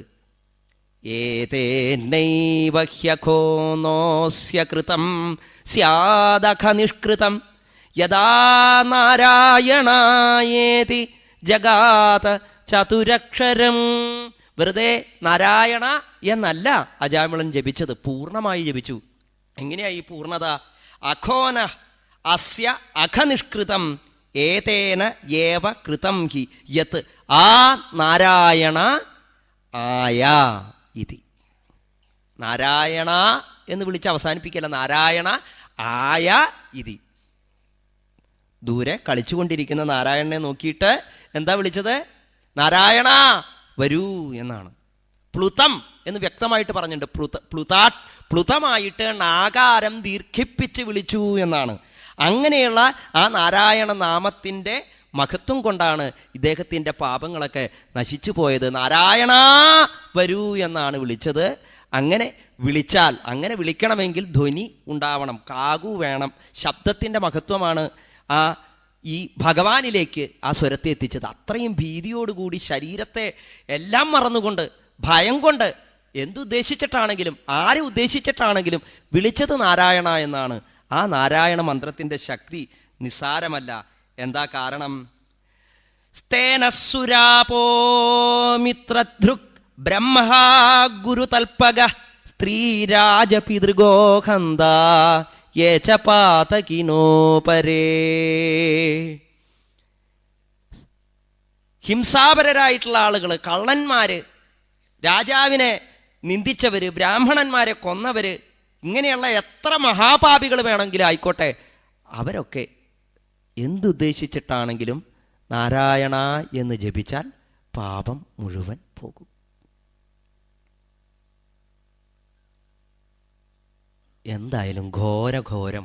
ഇത്ര നേരം ഞാൻ കുറേ ശ്ലോകങ്ങളും അതിനിടയിൽ കൂടെ അതിൻ്റെ വ്യാഖ്യാനം മുഴുവനായിട്ടൊന്നുമല്ല, കുറച്ച് പറഞ്ഞു. ഞാൻ നേരത്തെ പറഞ്ഞില്ലേ, അജാമിളോപാഖ്യാനം നാമമാഹാത്മ്യം പറയണം എന്ന് പറഞ്ഞപ്പോൾ ഞാൻ ആലോചിച്ചു, യമൻ എന്താ പറഞ്ഞത്? വിഷ്ണുദൂതന്മാർ ചെന്ന് ഈ കഥയൊക്കെ അവിടെ ചെന്ന് പറഞ്ഞു. എന്തായാലും അജാമിളനെ ആ ഹൃദയത്തിൻ്റെ അടിത്തട്ടിൽ നിന്ന് അജാമിളൻ്റെ യാതനാദേഹത്തെ പറിച്ചെടുക്കാൻ വേണ്ടി ഇട്ട പാശം അത് മുറിച്ചുകൊണ്ടാണ് വിഷ്ണുദൂതന്മാർ പറഞ്ഞത്, പൊക്കോളൂ, ഇദ്ദേഹത്തിനെ രക്ഷിക്കണേ എന്ന് നാരായണൻ ഞങ്ങളുടെ സ്വാമിയെ വിളിച്ച് കരഞ്ഞ് ഇദ്ദേഹത്തെ ഇനി ഈ അകാലത്തിൽ ശിക്ഷിക്കാൻ അർഹതയില്ല എന്ന് പറഞ്ഞു കഴിഞ്ഞപ്പോൾ യമദൂതന്മാർ ആ യമൻ്റെ അടുത്ത് നിന്ന് ചോദിക്കുകയാണ്, അല്ലയോ യമധർമ്മ രാജാവേ, സ്വാമി, ഇതെന്ത് ന്യായം? ഇങ്ങനെ ധർമ്മയുക്തമായി ഭൂമിയിലെ അധർമ്മികളായിട്ടുള്ള ആളുകളെ ശിക്ഷിക്കാനാണല്ലോ അങ്ങ് പറഞ്ഞ് ഞങ്ങൾ ഇങ്ങനെ ചരിച്ചുകൊണ്ടിരിക്കുന്നത്. ഞങ്ങൾക്കത് വേണ്ട രീതിയിൽ നിവർത്തിക്കാൻ സാധിക്കുന്നില്ല എന്നാണെങ്കിൽ ഭരിക്കാൻ ഒന്നിലധികം ആളുകളുണ്ടായാൽ ഭരണം എങ്ങനെയാണ് നടക്കുക? ഒരാൾ ഒന്ന് ചെയ്യാൻ പറയുന്നു, വേറെ കുറച്ച് ആൾക്കാർ ഒന്ന് ചെയ്യാൻ പാടില്ല എന്ന് പറയുന്നു. അങ്ങനെ ആയിക്കഴിഞ്ഞാൽ ഈ ഭരണവ്യവസ്ഥ എങ്ങനെയാണ് ശരിയാവുക? ഇനിയിപ്പോൾ ഭരിക്കാൻ എളുപ്പത്തിനാണ് സാമന്ത രാജാക്കന്മാരെയൊക്കെ നിശ്ചയിച്ച് ഭരിക്കാൻ എളുപ്പത്തിന് ഇതൊക്കെ ചെയ്യണമെന്നാണെങ്കിലും ഒരു ചക്രവർത്തി ഉണ്ടാവുമല്ലോ, ചക്രവർത്തി സ്വതന്ത്രനല്ലേ? ഞങ്ങൾ മനസ്സിലാക്കിയത് അങ്ങാണ് ചക്രവർത്തി എന്നാണ് യമധർമ്മനോട് പറയുകയാണ്. അപ്പം യമധർമ്മൻ ചിരിച്ചുകൊണ്ട് പറഞ്ഞ വാചകം ഇതാണ്, നോക്കൂ, നിങ്ങൾ ഈ പറഞ്ഞ ഈ ധർമ്മത്തിനും അധർമ്മത്തിനും ഒക്കെ അപ്പുറമായിരിക്കുന്നൊരു ശക്തിയുണ്ട്. എനിക്കും സ്വാമിയായിട്ടുള്ള സാക്ഷാൽ നാരായണൻ, ആ നാരായണൻ്റെ ഭൃത്യന്മാരാണ് വന്നത്. അവിടെ അവർ പറഞ്ഞതെന്താ? ഹരിനാമമാഹാത്മ്യം കൊണ്ട് അജാമിളന് പാപമുക്തി ലഭിച്ചു, നാരായണ എന്ന ശബ്ദത്തിൻ്റെ ശക്തി കൊണ്ട്. കുട്ടികൾ ഈ ഉണങ്ങിയ വസ്തുക്കളെടുത്ത് വിറകെടുത്തിട്ട് അഗ്നിയിലേക്കിടും. ഇത് കത്തിപ്പോവും എന്ന് അറിഞ്ഞുകൊണ്ടല്ല കുട്ടികൾ ഇടുന്നത്, പക്ഷെ അത് കത്തില്ലേ ഇല്ലേ? അപ്പം ചോദിക്കും, ചില ആളുകൾ ചോദിക്കാറുണ്ട്, മന്ത്രം ജപിക്കുമ്പോൾ അതിൻ്റെ അർത്ഥമൊക്കെ അറിഞ്ഞ് വളരെ വ്യക്തമായിട്ട് അറിഞ്ഞുകൊണ്ട് വേണ്ടേ ജപിക്കാൻ, എന്നാലല്ലേ ഫലം കിട്ടൂ? നാമം ജപിക്കുമ്പോൾ അതിൻ്റെയൊക്കെ അർത്ഥം അറിയണ്ടേ എന്നൊക്കെ ചോദിക്കും അല്ലേ? അങ്ങനെ അർത്ഥം പറഞ്ഞ ആളുകളൊക്കെ ഉണ്ട്. നാരം എന്ന് പറഞ്ഞാൽ വെള്ളം, അയനം എന്ന് പറഞ്ഞു കഴിഞ്ഞാൽ നടപ്പ്, ആ വെള്ളത്തിൽ കൂടെ നടന്നവനാണ് നാരായണൻ, വെള്ളത്തിൽ കിടന്നവനാണ് നാരായണൻ എന്നൊക്കെ പറയുന്ന ആളുകളൊക്കെ ഉണ്ട്. അവിടെയാണ് ഈ യമൻ്റെ ഉത്തരം. യമൻ പറയുന്നത്, നാരായണ എന്ന നാമം അഗ്നി പോലെയാണ്. അഗ്നി ദഹിപ്പിക്കുന്നതാണെന്നോ അഗ്നിയുടെ ശക്തി ഇന്നതാണെന്നോ അറിഞ്ഞുകൊണ്ടല്ല കൊച്ചുകുട്ടികൾ പോലും അഗ്നിയിലേക്ക് വല്ലതുമൊക്കെ വലിച്ചെറിയുന്നത്, പക്ഷെ അത് കത്തിപ്പോവും. അതേപോലെയാണ് ഈ നാരായണ ശബ്ദം. അതിൻ്റെ മാഹാത്മ്യത്തെ പറയാൻ എനിക്കോ ഭൃഗ്വാദി മഹർഷിവര്യന്മാർക്കോ പോലും സാധിക്കുന്നില്ല എന്ന് യമൻ പറഞ്ഞു. എന്നിട്ടും ദാ ആ ഹരിനാമ മാഹാത്മ്യത്തെ ഇവിടെ വി മാധവൻ നമ്പൂതിരി നിങ്ങളുടെ മുമ്പിൽ പറഞ്ഞുകൊണ്ടിരിക്കുന്നു. അപ്പം അതിൻ്റെ അർത്ഥം എന്താ? ഇതൊക്കെ എല്ലാവർക്കും അറിയാവുന്ന കാര്യമാണ് അല്ലേ? നാരായണ എന്ന നാമം കൊണ്ട് മുക്തി നേടിയ ആളുകളെക്കുറിച്ചൊക്കെ നമ്മൾ കേട്ടു. ആദ്യം ഞാൻ മംഗള ശ്ലോകമായിട്ട് ഒരു ശ്ലോകം ചൊല്ലുകയുണ്ടായി. അബ്ദാർത്ഥേന ഹരിം പ്രപന്നമകരോത് ഔത്താനപാദ ശിശു. ഒരു ശ്ലോകം ചൊല്ലി ഞാൻ, കേട്ടുവോ നിങ്ങൾ? ഗുരുവായൂർ അമ്പലത്തിൻ്റെ ചുറ്റും ഈ ചേലപ്പറമ്പ് നമ്പൂതിരി ഇങ്ങനെ വെറുതെ ഇങ്ങനെ കിടന്ന് നടക്കൂത്രേ. അദ്ദേഹം ഇങ്ങനെ കിടന്ന് നടക്കും. ഒരു ദിവസം പോലും അമ്പലത്തിൽ പോയി തൊഴണം പരിപാടിയില്ല. അങ്ങനെ നടക്കണ ഇദ്ദേഹം ഒരു ദിവസം വയസ്സ് കുറേയായി, ലൗകിക ജീവിതം നയിച്ചൊരു വ്യക്തി, അങ്ങനെ ജീവിച്ചുകൊണ്ടിരിക്കും. പക്ഷെ പണ്ഡിതനാണ്, അതെല്ലാവർക്കും അറിയുകയും ചെയ്യാം. എന്നിട്ടും ഇയാൾ എന്താ ഇങ്ങനെ അമ്പലത്തിൻ്റെ ചുറ്റും നടക്കും, പക്ഷെ അമ്പലത്തിൽ പോയി തൊഴില്ല. ഒരു ദിവസം ഈ ദിജോ ഭവതു നിർജ്ജര വിജ്വര എന്നിങ്ങനെ എപ്പോഴെപ്പോഴും ചൊല്ലിക്കൊണ്ടിരിക്കുന്നതായൊരു ആളുണ്ടായിരുന്നു. കുഞ്ഞിക്കാവ് നമ്പൂരി എന്നാണ് അദ്ദേഹത്തിൻ്റെ പേര്. ബ്രാഹ്മണന്മാരൊക്കെ സുഖികളായിരിക്കട്ടെ, രോഗമില്ലാത്തവരായിരിക്കട്ടെ എന്നാണ് അദ്ദേഹം പ്രാർത്ഥിക്കുക. കാരണം ബ്രാഹ്മണന്മാർക്ക് രോഗം ഉണ്ടായിക്കഴിഞ്ഞാൽ ഗായത്രി ജപാദികളൊക്കെ മുടങ്ങും. അങ്ങനെ വന്നു കഴിഞ്ഞാൽ വേദം വേണ്ടതുപോലെ നിലനിൽക്കാതാവും, ലോകത്തിന് മുഴുവൻ അസുഖം വരും. അപ്പോൾ ബ്രാഹ്മണന്മാർക്ക് അസുഖം ഇല്ലാണ്ടായിക്കഴിഞ്ഞാൽ ലോകം മുഴുവൻ ലോകാ സമസ്ത സുഖിനോ ഭവന്തു. ഇതറിയാവുന്ന മഹാപണ്ഡിതനായിരിക്കുന്ന കുഞ്ഞിക്കാവ് എപ്പോഴും പ്രാർത്ഥിച്ചുകൊണ്ട് നടക്കും, ബ്രാഹ്മണന്മാരൊക്കെ സുഖമായിട്ടിരിക്കട്ടെ എന്ന് പ്രാർത്ഥിക്കുന്ന ആൾ നോക്കിയപ്പോൾ കുറേ ദിവസമായി കാണുന്നു ഈ ചേലപ്പറമ്പ് നമ്പൂരി യാതൊരു തരത്തിലുള്ള കാലത്ത് വരും, കുളിക്കും, ഭംഗിയായിട്ട് കുളിക്കും, അമ്പലത്തിൻ്റെ ചുറ്റും ഇങ്ങനെ കിടന്ന് നടക്കും, അവിടെ നടക്കും ഇവിടെ നടക്കും. ഒരു ദിവസം കണ്ടപ്പോൾ ചോദിച്ചു, അല്ല ഇങ്ങനെയൊക്കെ നടന്നാൽ മതിയോ? ഇവിടെ ഇങ്ങനെ ചുറ്റി നടന്നുകൊണ്ട് വല്ല കാര്യമുണ്ടോ? ഭഗവാനെക്കുറിച്ചൊക്കെ വല്ലപ്പോഴൊക്കെ ചിന്തിക്കണ്ടേ എന്ന് ചോദിച്ചപ്പോൾ ചേലപ്പറമ്പ് ചോദിച്ചു, ആഹാ അപ്പം സമയമായോ? എന്താ ചോദിച്ചേ? സമയമായോ? സമയമായി. ഓ ശരി എന്നും പറഞ്ഞത് ആ തൊഴുതു ഭഗവാന്റെ തിരുനടയിൽ അങ്ങോട്ട് ചെന്നിട്ട് ചൊല്ലി, അബ്ദാർത്ഥേന ഹരിം പ്രപന്നമകരോത് ഔത്താനപാദ ശിശു സപ്താഹേന നൃപ പരീക്ഷിതഭവത് യാമാർത്ഥത പിങ്കള. വെറും പകുതി അബ്ദം കൊണ്ട് ഹരിയെ തന്നെ ശരണം പ്രാപിച്ച 6 മാസം കൊണ്ട് ഹരിയെ തന്നെ തപസ് ചെയ്ത് മോക്ഷം നേടി ആര്? സാക്ഷാൽ ഉത്താനപാദപുത്രനായിരിക്കുന്ന ധ്രുവൻ. സപ്താഹം കൊണ്ട് 7 ദിവസം കൊണ്ട് ഭഗവത് കഥകൾ കേട്ട് കേട്ട് കേട്ട് കേട്ട് മോക്ഷം നേടി സാക്ഷാൽ പരീക്ഷിത്ത്. വെറും യാമാർത്ഥം കൊണ്ട്, പകുതി യാമം കൊണ്ട് സാക്ഷാൽ പിങ്കള ആ ഭഗവാനെ തന്നെ സ്മരിച്ച് ഭഗവാനിലേക്ക് ലയിച്ചു. ഖട്വാങ്കൻ എന്ന് പറയുന്നതായ മഹാത്മാവ് വെറും 2 നാഴിക കൊണ്ട് ഭഗവാനെ തന്നെ സ്മരിച്ച് മോക്ഷം നേടി. അങ്ങനെയാണെങ്കിൽ തം കൈവല്യനിധിം ഖട്വാങ്കോ ഖട്ടികാദ്വയേന നവതി പ്രായോപിയോ നവ്യഥ തം കൈവല്യനിധിം പ്രപദ്യ ശരണം ശേഷായുഷാതോഷയേ. കുഞ്ഞിക്കാവ് പറഞ്ഞത് സമയമായി എന്നാണല്ലോ. അപ്പൊ പിന്നെ ഇനി ബാക്കിയുള്ള ശേഷ ആയുഷ, ബാക്കിയുള്ള ആയുസ് കൊണ്ട് ഇവരെയൊക്കെ ഇത്ര സമയം കൊണ്ട് മോക്ഷം കൊടുത്ത ഭഗവാനെ ശേഷമുള്ള ആയുസ് ഞാൻ ഭഗവാനിലേക്ക് സമർപ്പിക്കണമെന്ന് പറഞ്ഞൊരു ഒറ്റ നമസ്കാരമാണ്. അവിടെ അങ്ങോട്ട് സായുജ്യം. അതാണ് ഭഗവൽ നാമ മഹിമ. ഭഗവാനെ ഒരു മാത്ര സ്മരിച്ചാൽ അപ്പോൾ ഭഗവാൻ നമുക്ക് വേണ്ടതുപോലെ കാരുണ്യം, വേണ്ടതുപോലെ ഭഗവത് കാരുണ്യം നമ്മിൽ തെളിയും. പിന്നെ ഒരിക്കലും മഹാപാപം ചെയ്യാനായിട്ട് തോന്നുകയില്ല. എല്ലാവർക്കും അറിയാം നാരായണ നാമത്തിൻ്റെ ഈ മഹത്വം. എന്നിട്ട് എത്ര പേര് കാലത്ത് എഴുന്നേറ്റ് ഒരു 108 നാരായണ ജപിക്കാറുണ്ട്? ഒന്ന് കൈപോക്കണം.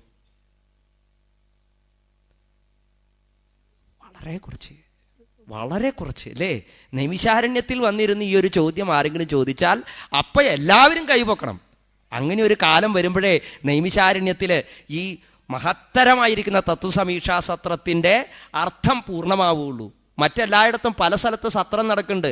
ആ സത്രങ്ങളിൽ നിന്നൊക്കെ ഈ സത്രത്തിൻ്റെ പ്രത്യേകത എന്താണെന്ന് വെച്ച് കഴിഞ്ഞാൽ ഓരോ വർഷം ചെല്ലുന്തോറും ഭാഗവതത്തിലെ ഈ മഹത്തരങ്ങളായിരിക്കുന്ന ശ്ലോകങ്ങളുടെ അർത്ഥവ്യാപ്തി ഒരേയൊരു ആ ഭാഗവതം യാതൊന്നും ഉദ്ദേശിച്ചുവോ? എന്താ ഭാഗവതത്തിൻ്റെ ഉദ്ദേശം?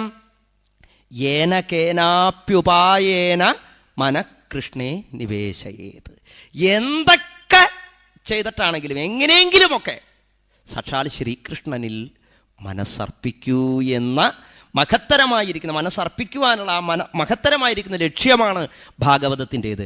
ആ ലക്ഷ്യത്തിലേക്ക് നയിക്കാൻ ഈ തത്വസമീക്ഷാ സത്രത്തിന് സാധിക്കുന്നു എന്നുള്ളതാണ്. എത്രയോ വിവിധ ദേശദേശാന്തരങ്ങളിൽ ചിതറിക്കിടക്കുന്നതായ മഹാന്മാരായിരിക്കുന്ന ആചാര്യന്മാർ ഇവിടെ വരികയും ഇവിടെ വന്ന് വെറുതെ എന്തെങ്കിലും കഥ പറഞ്ഞു പോവുകയല്ല ചെയ്യുന്നത്, അല്ലേ? നല്ല ഭംഗിയായി ആ തത്വങ്ങൾക്ക് ഉള്ളിലുള്ളതായ രഹസ്യങ്ങളെ പറഞ്ഞ് മനസ്സിലാക്കി കൊടുക്കുന്ന ഒരു വേദി. സ്വാമി ബഹുമാനന്ദ തീർത്ഥ അവരുടെ ആ പാദങ്ങളെ ഈ നിമിഷത്തിൽ ഞാൻ സ്മരിച്ചുകൊണ്ട്, സത്യത്തിൽ ഇതൊക്കെ ഞങ്ങളെപ്പോലെയുള്ള പുതിയ ആളുകൾക്കുള്ള ഒരു ഭാഗ്യമാണ്. ഭാഗ്യമെന്ന് പറഞ്ഞാൽ എവിടെയാണോ ഭഗവാനെ കുറിച്ച് കീർത്തനം ചെയ്യുന്നത്, ഭഗവത് വിചാരം ചെയ്യുന്നത്, ആ വിചാരങ്ങളെ വ്യക്തമായി കേൾക്കാൻ ആഗ്രഹിക്കുന്ന ആളുകൾക്ക് അത് കേൾക്കാൻ എത്തിപ്പെട്ടാൽ മാത്രം പോരാ, അത് കേൾക്കുമ്പോൾ അവരാഗ്രഹിക്കുന്നത് കിട്ടാനും കൂടി സാധിക്കണം. അത് സാധാരണ സപ്താഹം കൊണ്ടൊന്നും സാധിക്കുന്നില്ല. പല സ്ഥലത്തും സപ്താഹം നടത്തുന്ന ഒരു വഴിപാടാണ്. വെറുതെ വായിക്കുക, കുറച്ച് പേര് വായിക്കും, കുറച്ച് പേര് കഥ പറയും. ഇത് തമ്മിൽ എന്തെങ്കിലും ബന്ധമുണ്ടോ? അതൊക്കെ പിന്നെ ആലോചിക്കും. പിന്നെ വിചാരിക്കുക ആനയെ കുളിപ്പിക്കുന്ന പോലെയാണെന്ന് എല്ലാവരും പറയും. ഇവരോടൊന്നും പറഞ്ഞിട്ട് കാര്യമില്ല. ആനയെ കുളിപ്പിക്കുന്ന പോലെ എങ്ങനെ ആനയെ കുളിപ്പിക്കുക? ആനയെ കുളിപ്പിച്ച് കഴിഞ്ഞ് പിന്നെ കൊണ്ട് മരത്തുമ്മ കെട്ടിക്കഴിഞ്ഞാൽ വീണ്ടും മണ്ണെടുത്ത് മേലെ ഇടും അല്ലേ? അപ്പം ഞാൻ ചോദിക്കാറുണ്ട്, എന്ന് വിചാരിച്ച ഏതെങ്കിലും പാപ്പാന്മാർ ആനയെ കുളിപ്പിക്കാതിരിക്കുന്നുണ്ടോ? കുളിപ്പിക്കാണ്ടിരിക്കുന്നുണ്ടോ? ഇല്ല. കുളിപ്പിക്കുക എന്നുള്ളത് നമ്മുടെ കർമ്മമാണ് അല്ലേ?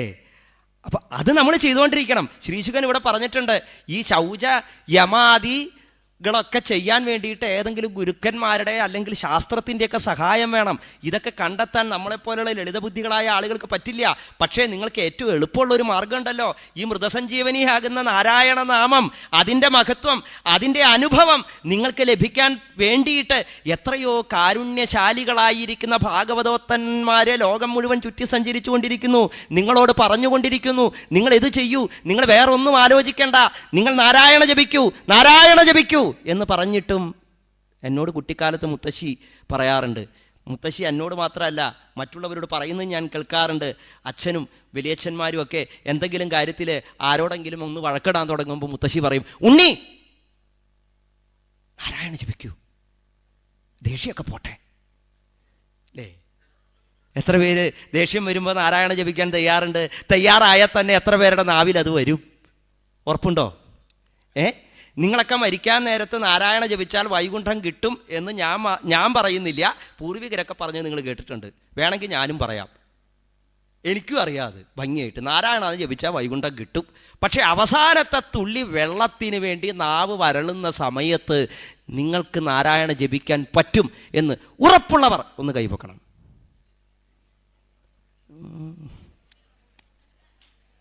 എന്തായാലും വരാൻ പോകുന്ന വസന്തത്തെക്കുറിച്ച് ഈ വരുന്ന വസന്തം നമുക്ക് വിടരുന്ന പൂക്കളൊക്കെ ഒരു സൂചന തരും എന്ന് പറയുന്നത് പോലെ ഈ ജന്മത്തിൽ നാം ചെയ്യുന്ന കർമ്മങ്ങളെ നമ്മൾ ശ്രദ്ധയോടെ വീക്ഷിച്ചാൽ നമുക്കറിയാം അടുത്ത ജന്മത്തിൽ നമ്മൾ ആരായിട്ട് ജനിക്കുമെന്ന് അല്ലേ? ഈ ജന്മത്തിലെ കർമ്മങ്ങൾ നന്നായി വീക്ഷിച്ചാൽ നമുക്ക് മനസ്സിലാവും കഴിഞ്ഞ ജന്മത്തിൽ നമ്മൾ ആരായിരുന്നു എന്ന്. അതേപോലെ ഈ ഇച്ഛാശക്തി ഉണ്ടല്ലോ, അത് തന്നെ മതി ഭഗവാനിലേക്ക് എത്താൻ. എന്തായാലും ആ നാരായണ നാമം അഗ്നി പോലെയാണ്. അഥൈനം മാപനയത കൃതാശേഷാഖ നിഷ്കൃതം യദസൗ ഭഗവൻ നാമ മ്രിയമാണ സമഗ്രഹീത്. അതുകൊണ്ട് മരണസമയത്ത് നാരായണ ശബ്ദത്തെ ഉച്ചരിച്ച ഈ അജാമിളനെ കൊണ്ടുപോകരുത് എന്ന് യമദൂതന്മാർ പറഞ്ഞ് തടുത്തു. യമനിൽ നിന്ന് ആ ഹരിനാമ മാഹാത്മ്യത്തെ കേട്ടു. അപ്പോഴൊക്കെ നമുക്കും ഉണ്ടാകാവുന്നൊരു സംശയമുണ്ട്. ഈ സംശയം യമദൂതന്മാർക്കുമുണ്ടായി. യമദൂതന്മാർക്കുണ്ടായ സംശയം പരീക്ഷത്തിനുമുണ്ടായി. ആ സംശയമൊക്കെ തീർക്കാൻ വേണ്ടിയിട്ട് പറയുകയാണ്, ഈ അജാമിളൻ വിളിച്ചത് സ്വന്തം മോനെയല്ലേ? അപ്പം പിന്നെ എങ്ങനെയാ ഇത് ശരിയാവുക എന്ന് ചോദിച്ചാൽ അതിനും ഉത്തരം പറയുകയാണ് ശ്രീശുഖൻ. ഭാഗവതത്തിൻ്റെ ഒരു പ്രത്യേകത അതാണ്, ശ്രദ്ധാലുവായ കേൾവിക്കാരനാണ് മുമ്പിലിരിക്കുന്നത്. അതുകൊണ്ട് ശ്രീശുഖൻ വെറുതെ അങ്ങോട്ട് പറഞ്ഞു പോയാൽ ശരിയാവില്ല. ചോദ്യം വരുന്നതിന് മുമ്പേ ചോദ്യത്തെക്കുറിച്ച് ഉള്ളിൽ ബോധ്യത്തോടു കൂടി വേണം വക്താവ് ഇരിക്കാൻ. അതാണ് വക്താവിൻ്റെ ഗുണം. ആ വക്താവിൻ്റെ ഗുണം ഇവിടെ ശ്രീശുഖൻ കാണിക്കുകയാണ്. സാങ്കേത്യം പരിഹാസ്യം വാ സ്തോഭം ഹേളനമേവ വാ വൈകുണ്ഠനാമഗ്രഹണമശേഷാഖരം വിദുഹു. അശേഷ അഖഹരം, അഖത്തെ പാപത്തെ മുഴുവനായും ആ പുല്ലങ്ങോട്ട് വലിച്ചിട്ട് ആ പുല്ല് നിന്നേർന്ന സ്ഥലത്ത് മോരൊഴിക്കുക എന്ന് വെച്ചാൽ ഇനി അത് മുളയ്ക്കാതിരിക്കാൻ. അതേപോലെ പാപത്തെ അങ്ങോട്ട് മുഴുവനായും പറിച്ച് കളയുന്നു. എന്ത്? ഈ ഹരിനാമ കീർത്തനം. എങ്ങനെ ജപിച്ചാൽ? വെറുതെ ജപിച്ചാലും മതി. എന്താ കാരണം? ഭാഗവതത്തിൽ നോക്കൂ, ഭാഗവതത്തിൽ എത്രയോ സ്ഥലത്ത് ഭഗവൻ നിന്ദ ചെയ്യുന്നുണ്ട്. അങ്ങനെയുള്ള ശ്ലോകങ്ങളില്ലേ, അത് നമ്മൾ വായിച്ചാൽ നമുക്ക് പാപം വരേണ്ടതല്ലേ?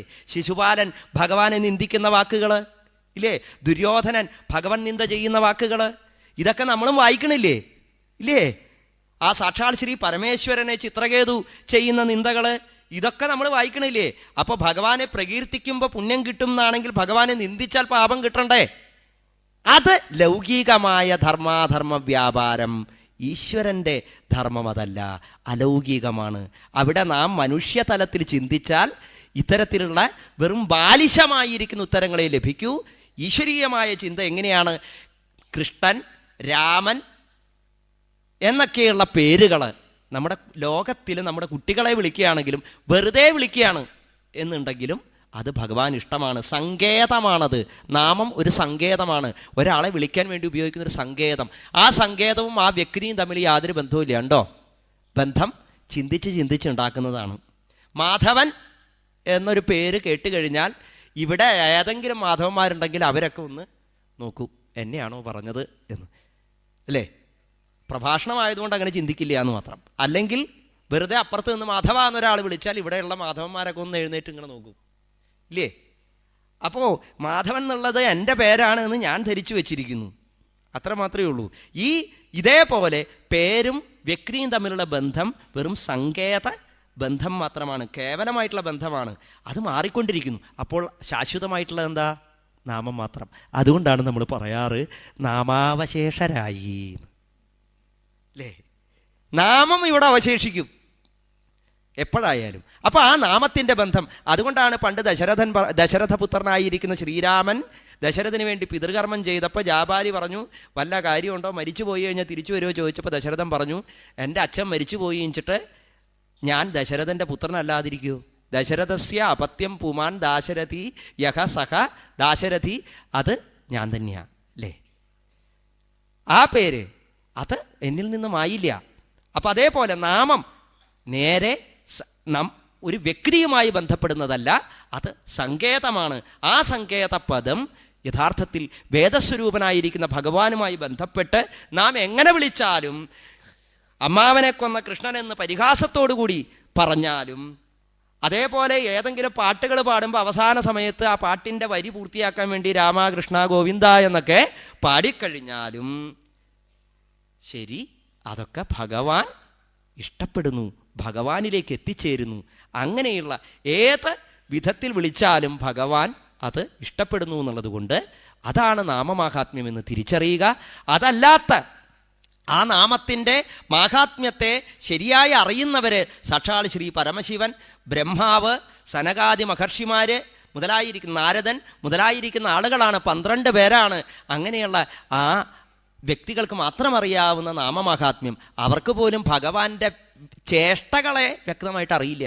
അപ്പം പിന്നെ നമ്മളെപ്പോലെയുള്ള സാധാരണക്കാരുടെ കാര്യം പറയാനുണ്ടോ? ഒരു മരുന്ന് ശക്തിയുള്ള മരുന്നാണ്. ആ മരുന്ന് അത് എന്തുകൊണ്ടൊക്കെ ഉണ്ടാക്കിയേക്കണത്, എന്തിനുള്ള മരുന്നാണ്, ഇതൊന്നും അറിയാതെ തന്നെ വെറുതെ കഴിച്ചാലും അസുഖം മാറും, ഇല്ലേ? അതേപോലെയാണ് നാമം. അതെങ്ങനെയാണ് ഉണ്ടായത്? ആ നാമത്തിൻ്റെ പ്രത്യേകതകൾ എന്താണ്? ആ നാമത്തിൽ ചേർത്തിരിക്കുന്നതായ പദങ്ങൾ എന്തൊക്കെ? അത് വിശേഷണമായി വരുമ്പോൾ എന്തൊക്കെ പ്രത്യേകതയുണ്ട്? അതിൻ്റെ ധാതു എന്താണ് എന്നൊക്കെ ആലോചിക്കുന്നതിന് പകരം ആ നാമത്തെ ചൊല്ലാൻ പറഞ്ഞത് മഹത്തരമായൊരു പാരമ്പര്യമാണ്, ഒരു ഗുരുപരമ്പരയാണ്. ആ ഗുരുപാസനയെ സ്വീകരിച്ച് ആസ്തിക്യ ബുദ്ധിയോടുകൂടി, ആസ്തിക്യ ബുദ്ധി എന്ന് പറഞ്ഞാൽ എന്താ? അസ്ഥീതി, ഉണ്ട്, ഉണ്മ. ആ പൂർവികർ പറയുന്നത് എന്താണോ അതിനെ യഥാർത്ഥമെന്ന് ധരിക്കുവാനുള്ളതായ ആദരവും സത്യത്തോടുള്ളതായ പ്രിയവും എല്ലാം ഉണ്ടായിക്കഴിഞ്ഞാൽ ഹരിനാമം നാം ചൊല്ലുമ്പോൾ അതിൻ്റെ ശുദ്ധി നമുക്ക് കൈവരും. അത് വെറുതെ ചൊല്ലിയാലും വരും. പതിതസ്ഖലിതോ ഭഗ്ന സന്ദഷ്ടസ്തപ്താഹത ഹരിരിത്യവശേനാഹ പുമാൻ നാർഹതിയാതനാം. ഒന്ന് വീഴുമ്പോഴോ രോഗാദികൾ വരുമ്പോഴോ ഏതെങ്കിലും തരത്തിലുള്ളതായ അപകടങ്ങൾ സംഭവിക്കുമ്പോഴോ എങ്ങനെ ഉദ്ദേശിച്ച് വിളിച്ചാലും അത് തീർച്ചയായും നമ്മെ ശുദ്ധീകരിക്കും. അതാണ് നാരായണ നാമത്തിൻ്റെ മഹത്വം. അജ്ഞാനാദഥവാ ജ്ഞാനാദുത്തമ ശ്ലോകനാമയൽ സങ്കീർത്തിതമഖം പുംസോ ദേഹേ ദേധോ യഥാനല. അഗ്നി വിറകിനെ ദഹിപ്പിക്കുന്നത് പോലെ നാം ഒന്നും സങ്കല്പിച്ചില്ലെങ്കിലും വെറുതെ ഹരിനാമകീർത്തനം ചൊല്ലിക്കഴിഞ്ഞാൽ ആ ഭഗവാൻ നമ്മിൽ പ്രീതനാവുന്നു, അന്തഃക്കരണ ശുദ്ധി ഉണ്ടാവുന്നു. അതുകൊണ്ട് തന്നെ പാപം പിന്നീട് ചെയ്യാൻ തോന്നാതെയാവുന്നു എന്ന് പറയുകയാണ്. അങ്ങനെയാ തോന്നൂ? നാരായണ എന്ന് സദാ ജപിച്ചാൽ പാപം കെടും, പശി കെടും, വ്യസനങ്ങൾ തീരും, നാവിനുണർച്ച വരും, ഏറ്റവും അന്ത്യകാലേ ഗോവിന്ദ പാദകമലങ്ങൾ തെളിഞ്ഞു കാണാം എന്നാണ്.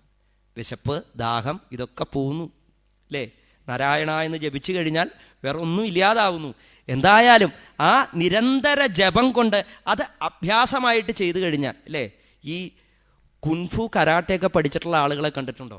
അങ്ങനെ പഠിച്ചിട്ടുള്ള ഒരാളും വേറൊരു സാധാരണക്കാരനായിട്ടുള്ള നിത്യാഭ്യാസമൊന്നും ഇല്ലാത്തൊരാളും ഒരു സ്ഥലത്ത് നിൽക്കണു. അപ്പോൾ ഒരു പെൺകുട്ടി, കൊച്ചുകുട്ടി ഒരു കുട്ടിയെ എടുത്തിട്ട് വരികയാണ്. ആ കുട്ടിയുടെ കയ്യിൽ നിന്ന് ഈ കൊച്ചുകുട്ടി, 6 മാസം പ്രായമുള്ള കുട്ടി താഴത്തേക്ക് വീഴാൻ പോയി കഴിഞ്ഞാൽ ആദ്യം ആരാ പിടിക്കുക? ഈ അഭ്യാസം ചെയ്ത ആൾ പിടിക്കും അല്ലേ? അതേപോലെയാണ് നിങ്ങൾ നിത്യം നാരായണ ജപിച്ചു നോക്കൂ. കാലത്തും ജപിക്കുക, എപ്പോഴെങ്കിലും ദേഷ്യം വരുമ്പോൾ ജപിക്കുക, നല്ല സന്തോഷം വരുമ്പോൾ ജപിക്കുക, അങ്ങനെ എപ്പോഴും ജപിച്ചു നോക്കൂ. പിന്നെ നിങ്ങൾക്ക് ജീവിതത്തിൽ എന്ത് സംഭവിച്ചാലും ആദ്യം നാവിൽ എന്താ വരിക? നാരായണയാ വരിക അല്ലേ? അപ്പം പിന്നെ മരിക്കാൻ നേരത്ത് യമദൂതന്മാരല്ല, അതിൻ്റെ അപ്പുറത്തുള്ള ആര് വന്നാലും നിങ്ങളുടെ നാവിൽ നാരായണ വരും. അങ്ങനെ വന്നാൽ എന്താ ഉണ്ടാവുക? അത് ജപിച്ച ഉടനെ തന്നെ മോക്ഷം കൊടുക്കല്ല, പകരം പശ്ചാത്താപമാണ് ആർക്കുണ്ടായത്? അജാമിളൻ. എന്താ പശ്ചാത്താപം? ഞാൻ വേദം പഠിച്ചു, ഒക്കെ പഠിച്ചു, പക്ഷെ പറഞ്ഞിട്ട കാര്യം ജീവിതത്തിൽ ഞാനൊരു വെറും കുലടയായിരിക്കുന്ന ഒരു സ്ത്രീയെ കണ്ട് മോഹിച്ചില്ലേ, ആ സ്ത്രീയോടൊപ്പം രമിച്ചില്ലേ, അവളോടൊപ്പം ജീവിതം കഴിച്ച എത്രയോ കാലം മഹത്തരമായ ജീവിതത്തിൽ ഒരു അംശം മുഴുവൻ നശിപ്പിച്ചില്ലേ, പക്ഷേ അവസാന കാലഘട്ടത്തിൽ എനിക്ക് നാരായണ എന്ന് ജപിക്കാൻ തോന്നിയില്ലോ, അത് ഈ ജന്മത്തിലെ പുണ്യമാവില്ല, പൂർവജന്മ ജന്മാന്തരങ്ങളിൽ എവിടെയെങ്കിലും ചെയ്തതായൊരു പുണ്യം തന്നെയാണ്, അത് ഭഗവത് കാരുണ്യം തന്നെയാണ് എന്ന് ചിന്തിച്ചുറപ്പിക്കുക. ഇത് ചിന്തിക്കണമെങ്കിൽ എന്ത് വേണം? പശ്ചാത്താപം ഉണ്ടാവണം. എന്താ പശ്ചാത്താപം? അനുതാപോ മഹാനാസീത്. അനുതാപം. നാരായണ ജപിച്ചപ്പോ അജാമിളന് ആദ്യം ഉണ്ടായത് എന്താണ്? അനുതാപം. യമദൂതന്മാരുടെയും വിഷ്ണുദൂതന്മാരുടെയും സംവാദം കേട്ടപ്പോൾ ഉണ്ടായത് പശ്ചാത്താപമാണ്. കഠിനമായിരിക്കുന്ന പശ്ചാത്താപം. പശ്ചാത്താപമാകുന്നതായ പഞ്ചാഗ്നിയിൽ വെന്ത് നീറി സ്വയം ചിന്തിക്കുകയാണ്, ഇനി എന്താ ഞാൻ ചെയ്യുക, ഇനി ഞാൻ എന്താ ചെയ്യുക? പരീക്ഷിത്ത് ചിന്തിച്ച പോലെ അല്ലേ? ചത്ത പാമ്പിനെ ഇട്ട് തിരിച്ചുപോയ പരീക്ഷിത്ത് വഴിയിൽ നിന്നൊന്നും വെള്ളം കുടിച്ചില്ല അല്ലേ? വെള്ളം കുടിച്ചതായിട്ട് പറഞ്ഞിട്ടുമില്ല. പക്ഷെ കൊട്ടാരത്തിൽ ചെന്ന് പശ്ചാത്താപം ഉണ്ടായി. അപ്പോഴാണ് പ്രായോപവേശം ചെയ്തത്. ആ പശ്ചാത്താപ ചിന്തയോടുകൂടിയിരിക്കുന്ന ഒരാൾക്ക് മാത്രമേ ഈശ്വര കഥ കേൾക്കാൻ തോന്നൂ, അല്ലാത്തവർക്ക് തോന്നില്ല. തോന്നുമോ? ജീവിതത്തിൽ ഞാൻ ചെയ്ത തെറ്റെന്ത് എന്ന് ബോധ്യപ്പെട്ടുകൊണ്ട് അതിൽ സ്വയം പരിതപിക്കുന്ന വ്യക്തികൾക്ക് മാത്രമേ ഒരു അമ്പലത്തിൽ പോകാൻ തോന്നൂ, ഭഗവാന്റെ കഥ കേൾക്കാൻ തോന്നൂ, അത്തരത്തിലുള്ള സ്ഥലങ്ങളിൽ വന്നിരിക്കാൻ തോന്നൂ. അല്ലാത്ത ആളുകൾ വഴി കൂടെ പോകുമ്പോൾ വിചാരിക്കും, ഇതെന്തപ്പാ കഥ അല്ലേ? ഇങ്ങനെയും കുറേ ആളുകൾ എന്ന് ചിന്തിക്കും. നമുക്ക് അവരെ നോക്കി ഒന്നും ചിന്തിക്കണ്ട. കാരണം എന്ത് ചെയ്താലും എന്തെങ്കിലും പറയുന്ന ആളുകളാ. കഴുതപ്പുറത്ത് കുറേ അലക്ക് തുണികളൊക്കെ കയറ്റി വെച്ച് അച്ഛനും മോനും ദിവസവും ഗ്രാമങ്ങളിൽ നിന്ന് ഗ്രാമങ്ങളിലേക്ക് സഞ്ചരിച്ച് അത് ഓരോ വീടുകളിൽ കൊടുത്ത് ജീവിച്ചുകൊണ്ടിരുന്നു. ഒരു ദിവസം അച്ഛനെ ഈ കഴുതയുടെ പുറത്ത് കയറ്റിയിരുത്തി ഈ പാണ്ടക്കെട്ടും വെച്ചു. മകൻ താഴത്തി കൂടെ നടന്ന് പോവുകയാണ്. ഇങ്ങനെ പോയി പോയി പോയി പോയി ഒരു ഗ്രാമത്തിലെത്തിയപ്പോൾ അവിടെയുള്ള ആൾക്കാരൊക്കെ മൂക്കത്ത് വിരൽ വെച്ച് കണ്ണും തുറപ്പിച്ചൊക്കെ നോക്കുക. എന്നിട്ട് മോൻ വിചാരിച്ചത് എന്താ ഇവർ പറയണേ, എന്തൊക്കെയോ പറയണ്ടേ. അപ്പം പറയണത് ഇതാ, ദുഷ്ടൻ. ആരെയാ? ഈ മോനെ. ഇവനെപ്പോലൊരു ദുഷ്ടനെ കണ്ടിട്ടുണ്ടോ? അച്ഛനെ പറയാണ്. എന്താ കാരണം? മോനെ, പാവം ചെറിയ ചക്കനെ ഈ കല്ലും മണ്ണും ഒക്കെയുള്ള പാതയിൽ കൂടെ നടത്തിയിട്ട് കഴുതപ്പുറത്ത് അച്ഛൻ ഇരുന്ന് സൂയിക്കുക. ഇത് കേട്ടപ്പോൾ അച്ഛൻ വിചാരിച്ചു ഇനിയിപ്പോൾ വേണ്ട. അടുത്ത ഗ്രാമത്തിലേക്ക് പോയപ്പോൾ മോനെ പിടിച്ച് കഴുതയുടെ പുറത്ത് കയറ്റി. എന്നിട്ട് അച്ഛൻ താഴ്ത്തി കൂടെ നടന്നു. അപ്പം അതെ, അപ്പുറത്തെ ഗ്രാമക്കാരും കണ്ണ് തുറപ്പിച്ച് നോക്കണു, മൂക്കുമ്മ വിരൽ വെച്ച് നോക്കണു. എന്നിട്ട് കഷ്ടം, എന്താ അത്? ഇതേ കണ്ടില്ലേ, ആ മോൻ വയസ്സായ അച്ഛനെ താഴ്ത്തി കൂടെ നടത്തിയിട്ട് മോനതാ സുഖമായിട്ട് കഴുതപ്പുറത്തിരുന്ന് സഞ്ചരിക്കുന്നു. അപ്പോൾ അടുത്ത ഗ്രാമത്തിൽ പോയപ്പോൾ അച്ഛനും മോനും വിചാരിച്ചൊരു കാര്യം ചെയ്യാം, നമുക്ക് 2 പേർക്കും കൂടി കയറിയിരിക്കാം. അങ്ങനെ അച്ഛനും മോനും കൂടി കഴുതപ്പുറത്ത് കയറിയിരുന്നു, ഭാണ്ഡക്കെട്ടും വെച്ചു.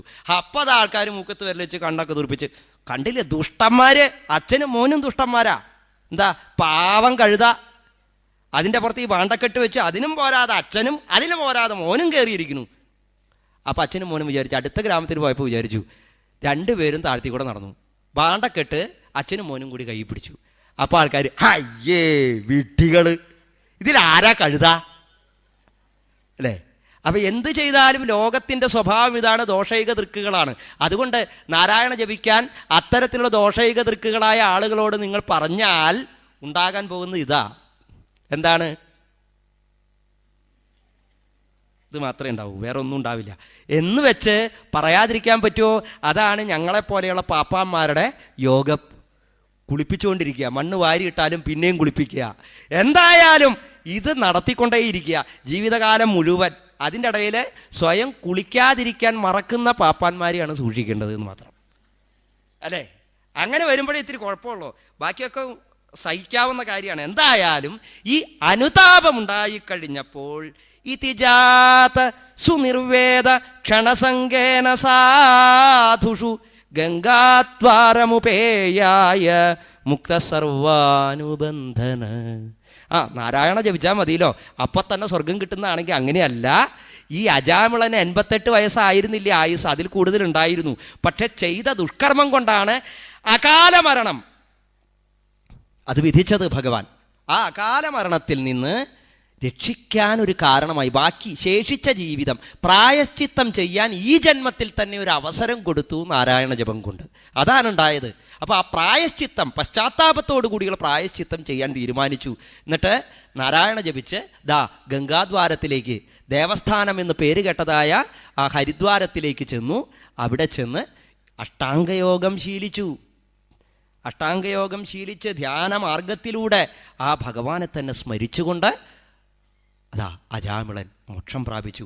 അവസാന സമയത്ത് മുമ്പ് കണ്ടതായ ആ വിഷ്ണു ദൂതന്മാരെയൊക്കെ കണ്ടു എന്ന് പറഞ്ഞ് അജാമിളോപാഖ്യാനം സമർപ്പിക്കുകയാണ്.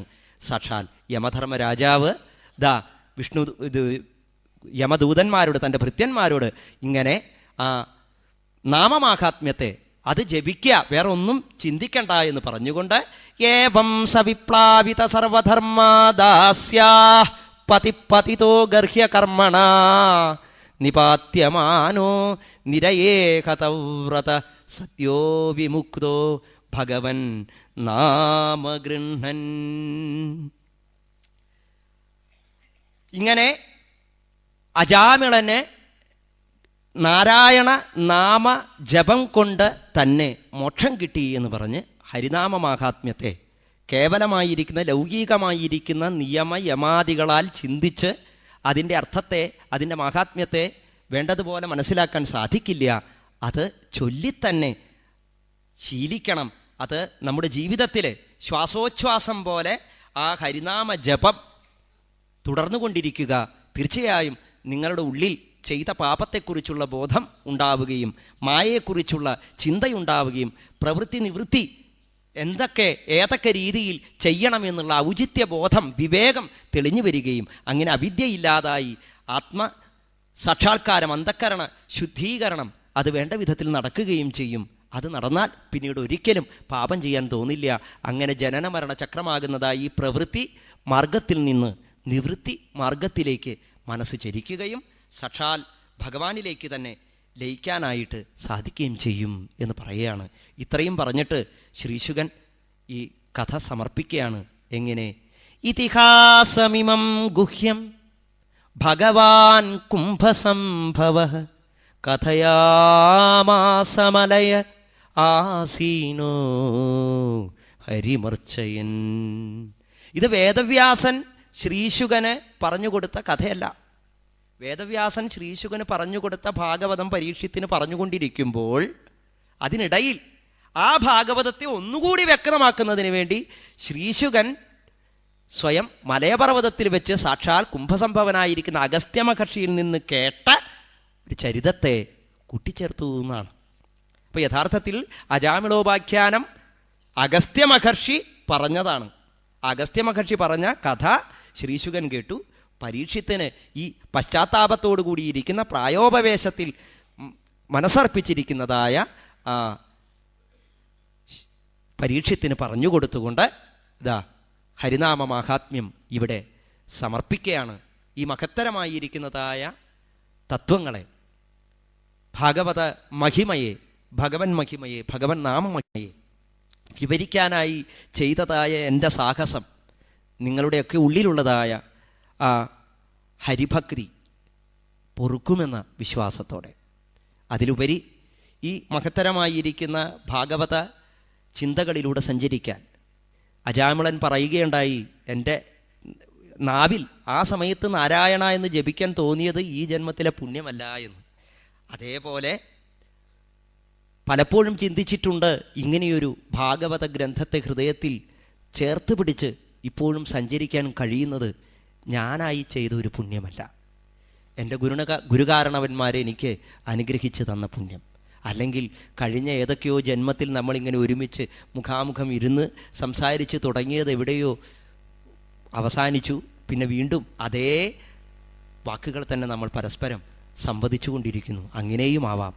എങ്ങനെയായാലും ശരി, ഇവിടെ ഈ പറഞ്ഞതൊക്കെ ആ ഭഗവത് ചരിതങ്ങളായി ഭഗവാന്റെ ആ ദിവ്യസ്വരൂപത്തിലേക്ക് നിങ്ങളുടെ മനസ്സിനെ എത്തിക്കാൻ സാധിച്ചിട്ടുണ്ടെങ്കിൽ, ഭാഗവത ലക്ഷ്യമാകുന്നതായ ഏന കേനാപ്യുപായേന മനഃകൃഷ്ണേ നിവേശയേത് എന്ന തത്വത്തെ അതിനെ വേണ്ടതുപോലെ സമർത്ഥിക്കാനായിട്ട് സാധിച്ചിട്ടുണ്ടെങ്കിൽ, തീർച്ചയായും അതൊക്കെ എന്നെ ഈ ഭാഗവത ഗ്രന്ഥം തുറക്കാൻ പ്രേരിപ്പിച്ച ഈശ്വരീയമായ കാരുണ്യം തന്നെയാണ്, ഗുരുപരമ്പരകളുടെ കാരുണ്യം തന്നെയാണ് എന്നതിലൊരു സന്ദേഹവുമില്ല. നൈമിശാരണ്യത്തിലെ ഈ തത്വചിന്തകൾ, മഹത്തരമായിരിക്കുന്ന ഭാഗവതത്തിലൂടെയുള്ള ഈ സഞ്ചാരം, ഈ മഹാതീർത്ഥാടനം തീർച്ചയായും ഈ ഭാഗവതത്തിൻ്റെ ആ ലക്ഷ്യത്തെ വേണ്ടതുപോലെ നിറവേറ്റും എന്നതിൽ ഒരു സന്ദേഹവുമില്ല. ഓരോ വർഷം ചെല്ലുംതോറും ഈ നൈമിശാരണ്യത്തിൽ ഉണ്ടായിക്കൊണ്ടിരിക്കുന്നതായ മാറ്റം, നിരന്തരാഭ്യാസം കൊണ്ടുണ്ടാവുന്ന അന്ധക്കരണ ശുദ്ധി, അതെല്ലാവരുടെയും മുഖത്ത് തെളിഞ്ഞു കാണാൻ സാധിക്കും. സ്വയം അവരവരുടെ ജീവിതത്തിലേക്ക് തന്നെ തിരിഞ്ഞു നോക്കുക. ഓരോ പ്രാവശ്യം ഭാഗവതത്തെ കേൾക്കുമ്പോഴും നിങ്ങളിൽ എന്ത് മാറ്റമുണ്ടാവുന്നു, അതുതന്നെയാണ് യഥാർത്ഥത്തിൽ ഹരിനാമ മാഹാത്മ്യം എന്ന് പറഞ്ഞുകൊണ്ട് അതാ അബ്ദാർത്ഥേന ഹരിം പ്രപന്നമകരോത് ഔത്താനപാദ ശിശു സപ്താഹേന നൃപ പരീക്ഷിത ഭവൽ യാമാർത്ഥത പിംഗള ഖട്വാംഗോ ഘടികാദ്വയേന നവതി പ്രായോപി യോ നവ്യഥാ തം കൈവല്യനിധിം പ്രപദ്യ ശരണം ശേഷായുഷാ തോഷയേ. ശേഷമുള്ള ആയുസ് ആ ഭഗവാന്റെ ദിവ്യകഥകൾ പറയാനും ഭഗവാനിലൂടെ സഞ്ചരിക്കുവാനും ഊർജ്ജസ്വലമായി തീരാൻ ഭക്തന്മാരായ നിങ്ങൾ ഓരോരുത്തരും എന്നെ അനുഗ്രഹിക്കുക. ഓം ഭക്തേഭ്യോ നമഃ.